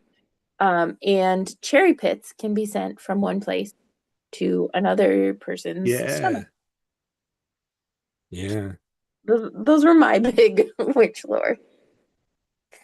Yeah. Yeah. We already talked about the HNAC test, but yes, it passes in a variety of ways. But okay, wait. First, you're What? skipping around pace. Oh, I'm sorry. I forgot Susanna did a fancy thing, so I can't skip around too much for this. Like you can't. Yes. So we need to rate the film. Fancy. Wait, Susanna's so fancy today. So wait. I'm so fancy today. All right, I have another question first. we Oh have to yes, talk go ahead. about whether or not, and it's I think it's part of the deep philosophical discussion. Like, what is like? I feel like we have to talk about addiction. Yeah, let's do Mm. it. Like, because like there was a lot in this about addiction in terms of like and how so like combining making addiction and the devil similar, you know. And Mm. there was a lot like somebody on this set was an alcoholic, I'm positive. Like they had some of that addiction down hardcore. Like the addiction points were really like, as somebody who goes to Al-Anon, like the addiction stuff, like there's a narcissism, everything comes back to him. Like they he still does this, like there's the very clear honeymoon abuse phase going on where like when they pull away he's suddenly really really great, and then like it just goes around and around. And like I find that it was really interesting. I found that like somebody there has had an addiction. Okay, I don't know who was the director or the producers, but somebody's got that one down really really well. But the thing I really wanted your input on was the part in the church scene, especially since Pace talked about how different it was from the book, where this in the church scene where he's just like our like the question of like what I wrote down was forces of nature. Like he was like Mm. tidal waves, earthquakes, women. Like, are they mistakes? Are they God's punishment? Or Mm-hmm. like Mm-hmm. so like the question is like, so he put women, tidal waves, earthquakes, stuff like that all in one thing, that they're all forces of nature. And then he asked like, so he's basically saying women are forces of nature, and but saying what Mm-hmm. does that, the fact that he put them in the same category, what does that reveal about cishet men? Because I feel like it revealed a Right. lot. Like It the does. fear about women being forces of nature, which has been a long time, right? You have cultures that Yep. either like they're like, oh, you're having a period and it's at the same time as the moon, you are somehow connected to something spiritual. And there are cultures that are like, that's so cool, I'm gonna make you like, you know, I'm gonna revere you. And there are cultures like, that's fucking terrifying, I'm gonna put you in a hut. So like it, there's this question of like there's this question of like what the way men are terrified of, like in awe of the power of women, but also like terrified of them, and like put them in the same category. Like he clearly wants the power of tidal waves and earthquakes, but he also Mm-hmm. thinks that they are, and so he asks the question, is it God's mistake, is it just nature, or is it punishment? And at no point in Yeah. time did he think that it was a blessing. Mm-hmm. So, Right. which I've just found really interesting. And and again, like you were talking about earlier, and I said in the beginning, is this a movie? Like Emily was kind of going into this. Is this a movie that revealed like the misogyny and the fear of women of the people who produced it? Or was it the point? Were they like enlightened people who were trying to make a point? Or did it just reveal like the worst of them? But I thought it was really fascinating that the culminating point in the movie, like the pinnacle part of the movie, is women are like nature, and is that a mistake? Is it a punishment, or is it just the way things are? And there was a lot of theology in that, and I'm surprised that Yeah. neither of my theological um compadres here have my You wrote comrades. Force of Nature. Excuse me. You wrote Force of Nature. I'm not about to steal your words Mm-hmm. from you. But I'm wondering what you thought about the theology of that. Like that never Well, I feel, like. yeah, I think that's um I kind of talked around it earlier. I will say it's like that weird gender essentialism is kind of the point I brought to it. But I'm really glad you bring this up because of the ways in which classical dualism, in the way it has become expressed through Christianity, especially, is that whiteness and maleness are above nature, and everything else under this is part of nature. So women are essentially tied to nature. Black people are essentially tied to nature in ways that a white man is not. And it's just that kind of classical dualism of how you categorize things. And so women are then also tied to the body, whereas men are tied to the mind and all that stuff. It's just, and it just shows up in lots of gross ways in Christian theology. It shows up a little bit in the Bible, but it's really kind of more of a really reared its ugly head in the church fathers and afterwards, like people like Thomas Aquinas and stuff like that. Yeah. And, Well, and the part that is most interesting to me, right, is there's the allusion to there the reference definitely I think draws on Genesis and the story that Christians have of Adam and Eve and original sin and stuff. And when I was listening to like just literally all I've listened to so far is the introduction of Braiding Sweetgrass. And Robin Wall Kimmerer, though, talks about the story of how Turtle Island was created and the woman who danced the mud around the turtle's back, and then because she's a professor and so she teaches environmental studies and stuff, and the non-native students who can't think of a single interaction between humans and nature, A, think that humans are not part of nature, and B, can't think of a single interaction between humans and nature that has been positive, where humans have positively contributed to nature. And she uses the analogy of this woman and Eve not colliding, but like encountering each other, and like the woman just being like, yeah, you got the raw and like the short end of the stick on that one, because of how Eve has been characterized as like the toil and the food that you get being by the sweat of your brow, and like all of this stuff that is just like prescribing, that we think of as prescribing hardship and like difficulty, when it's really just like trying to explain why those things already exist in the myths that make up like the origin myths of Christianity. But Yeah, and it's very fascinating too. When we talk about the creation myth too, is the way that dualism shows up in the creation myth in a way that it doesn't in many other Near Eastern religion. Dualism shows up in both. I mean, in all the above, but there's a distinct way it shows up in Genesis that is different from Greek traditions and many other Near Eastern traditions of most creation traditions from that area talk about there being a feminine divine and a male divine that go at war with each other. The male divine wins, and the feminine divine becomes the earth.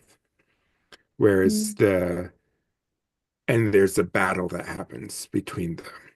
Whereas the Genesis version specifically does not have a battle, but still has a feminine aspect, which is the formless void, and then a male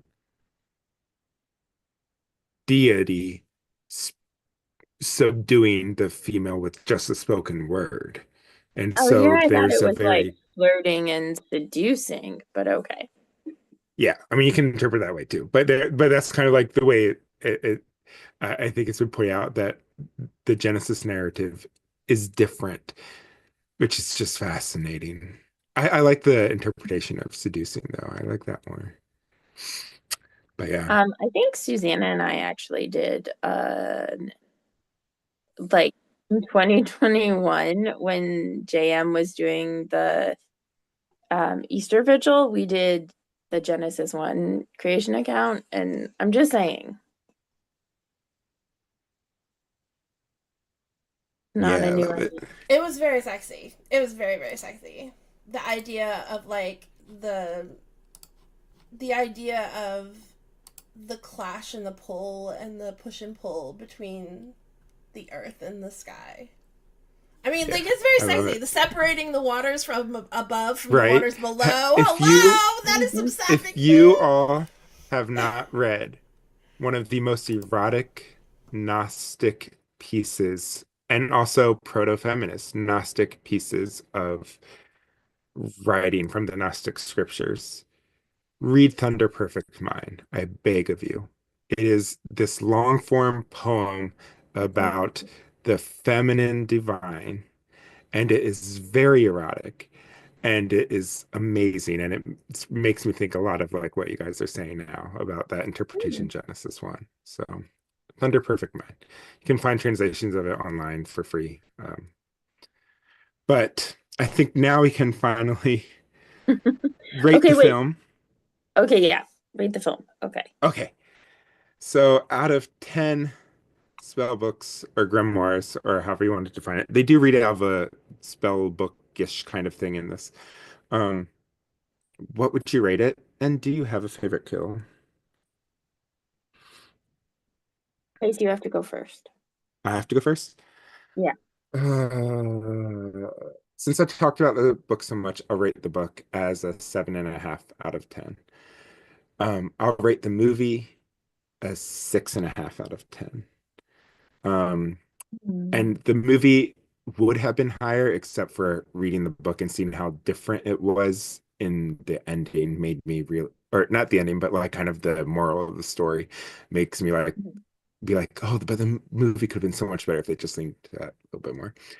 My favorite kill, it has to be Daryl, right? Like, I mean, he's not like totally dead, but just like the But, like, torture they put him dead through enough. with the like Yeah. and spitting out the cherries, and he's like in the middle of his sexist rant about them. They're like making him like spit out cherries and shit. Oh, It's I just so love it. great. I love that. Yeah. Yeah. What about you all? Yeah. Daryl is definitely my favorite kill as well. I particularly love when he turns into the Voldemort baby. Right? Just shrivels up like for a guy who talked so much about men's obsession with their size, for him to just like shrivel up, I was like, that's it. Mm-hmm, mm-hmm. I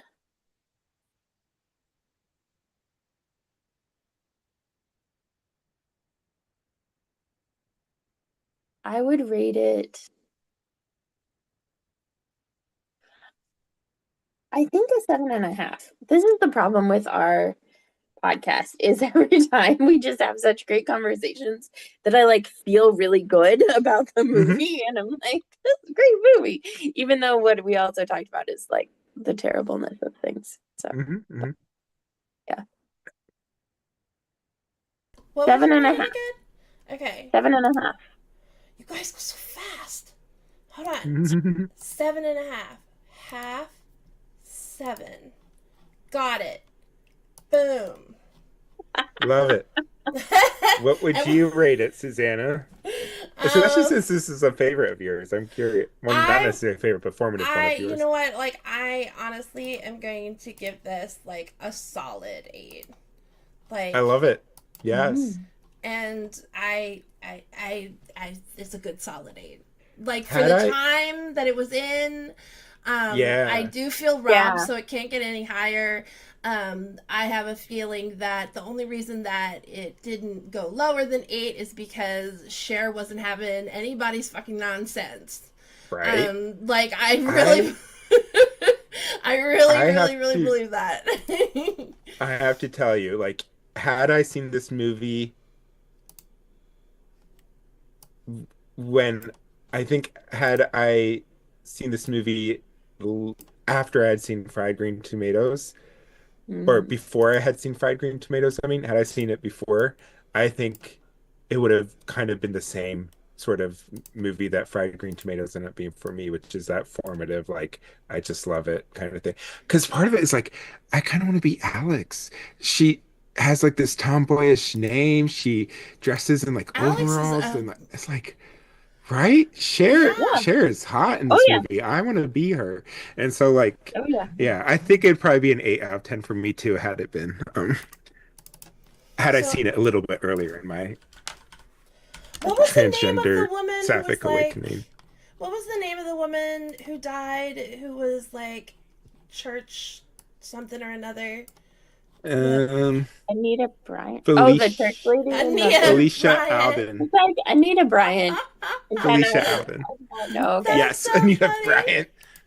That's so funny. I feel like she might have been. Yeah, I think she might have been my favorite kill. Yeah, that's good. Ooh. That's good. She was kind of a mess.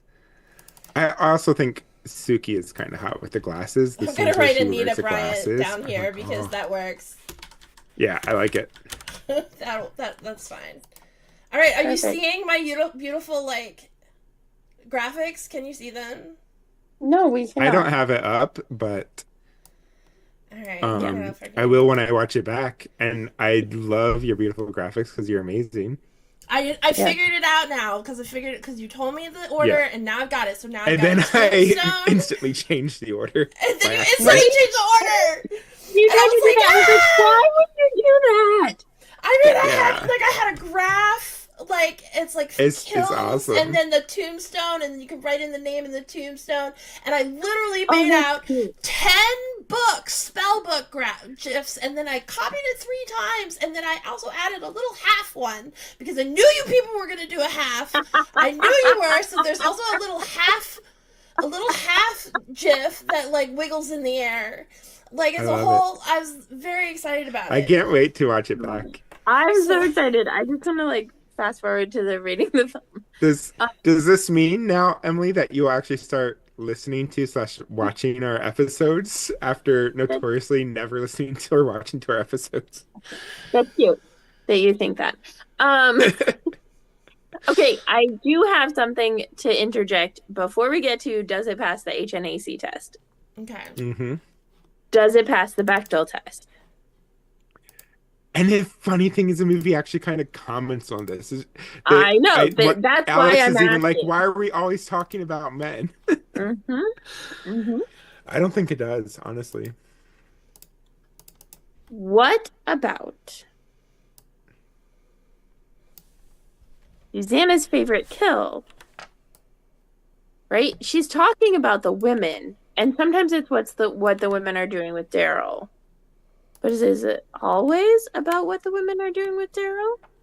But is she talking to another woman? I thought that's what had to be the Bechdel test, is a woman talking to she's another not. woman. She's talking She's to a She's talking to her man. husband. It's not always her husband. Sometimes it's at church and it's to a mixed group of people. But does that count or no? No, I don't think that counts. I think it has to be 2 named women characters talking to each other about something Okay. other than a man.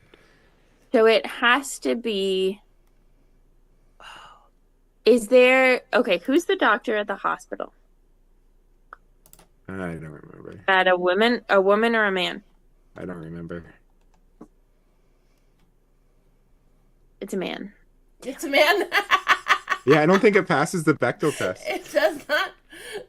I mean, there is a moment when they are both in the hospital room with her that they're talking about how she feels. It very quickly becomes like he did this to us. Yeah, I don't think that passes. Don't think that's enough to pass. Okay. Or the like, hey, it's not real snakes. Focus on me. Okay.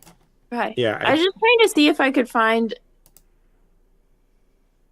a teeny which I tiny. think is also a little bit telling about late 80s pop feminism, as depicted in Hollywood, specifically, Through the by male mainstream cinema. There have been a lot of great feminist, more indie movies that came out in this period that are fantastic, but mainstream cinema. Okay. Does it pass the HNAC test, though? I think we already answered this. I mean, you kind of did briefly, but like there are a lot of. I think you different also ones, said right? it about Like, the women redeeming themselves. Yeah, too, I right? think that they do start to redeem themselves. Yeah. So I think it super passes the HNAC test in respect to them. Not in respect to Daryl, because it's not even applicable because he doesn't try and redeem himself at all. Yep. He just digs into his awful behavior. Yeah. But this is a new one to share on our socials, whenever we're sharing our HNAC test, that this one passes. Super passes. All It right, so does. we're saying for the women, it does. Yes. Okay, I was gonna say no And- because I thought we were talking about the big bad, but okay. It's anybody Not who redeeming. has the redemption arc. Oh, so anybody who has the redemption arc? Oh, Yeah. And I think okay. the you only were- redemption if arc in you- here is the women one. Yeah. So it only applies if there is a redemption arc. If there is a redemption arc, is if the person's redemption comes through their own death, Then it does then not pass. it does not pass. And if they not only live but actually start to repair the harm that they did, then it super passes. Okay. Yep. All right, Pat. And I with a big and fat I also check said mark. it. Yep, and I also said it passed for the author John Updike if this was in fact his way of trying to work on redeeming himself for being an ass to his first wife. Not that he successfully redeemed himself. I'm not saying that, but that he is attempting, without dying. The next movie we're going to cover Well, is a pick of. excuse you. You didn't ask if I had Oh. jump scares. I had I'm no skipping jump all over scares. the place. I Are you know sure? are. This was a very scary movie. I know it was so scary. There were no jump scares. None at all, to my knowledge. But the next movie Is one you picked. is Matilda, the 1996 version, because I love it. Apparently there's some controversy about whether Yeah. or not Matilda is a witch or not. So I'm extra Yeah, excited. I think that'll be our witch lore section. We'll have to talk about that. Yeah. Debate. But I'm super excited because I love this movie back in the day. And then once we watch it, then our nerds, our horror nerds will also, and horror buffs will also get to check out our movie commentary on Matilda the musical. Yep. So I'm just excited on all counts, really. It should be quite delightful. Can't believe this episode's almost 3 hours long. Look at us. We did it, Joe. I was going to say, you started out this episode talking about how long that one episode was, and I was like, do you not know that that's like standard for us now? Yeah, but the problem with that first one was there was no Structure. format to it. It was Yeah. 3 hours of Just not sitting and talking about. just sitting and talking about the movie without like any clear direction or organization to those thoughts. That's fair. That's fair. Yeah, but so finally, after 3 hours, that's it for our show. Our theme music was by Matt May, and our super witchy tech magic was by Susanna Porter. Horror Nerds at Church releases seasonally with a live video on Tuesday evenings and an audio on your favorite podcatcher on Thursdays. Please comment, rate, and subscribe to us on YouTube, Apple Podcasts, Spotify, or wherever you get your podcasts. Support us on Patreon and get access to exclusive movie commentary episodes, BooTube episodes, and more bonus content by going to patreon.com/horrornerdsatchurch. It starts at only $5 to sign up, which is significantly cheaper than going to the doctor for a broken bone or hemorrhaging or literally anything at all. Mhm. Sometimes even cheaper than messaging your doctor a question. Mhm. Follow us on social media, Facebook and Instagram at Horror Nerds at Church, and Blue Sky and Twitter at HNACPOD for all the latest updates about upcoming films, news, and other announcements. Until next time, don't raise the spawn of Satan. Oh, I like it. I was gonna say the dick ain't worth it, sisters. Also that. I was gonna say, have sex with your friends. Yeah.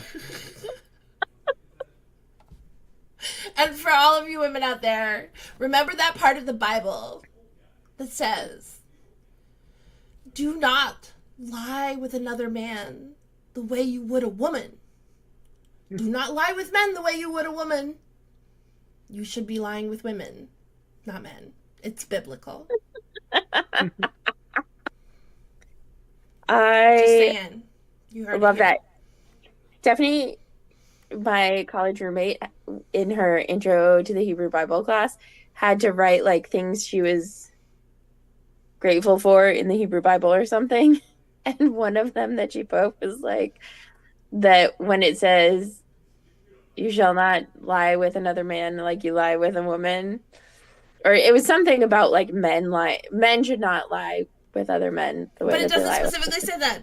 It just says you will not lie with a man the way you would with a woman. There's different versions. So the one that she was like, I'm grateful that it says that because I am not a man, so it does not apply to me. So great. Anyway, yeah, I suppose we could like end the podcast now, I guess, or whatever. Yeah, I guess. Be gay. Do gay things. Sleep with your friends. Have a beautiful night. Right. Stay hydrated. Stay Be fabulous. hydrated. Hydrate, don't die straight.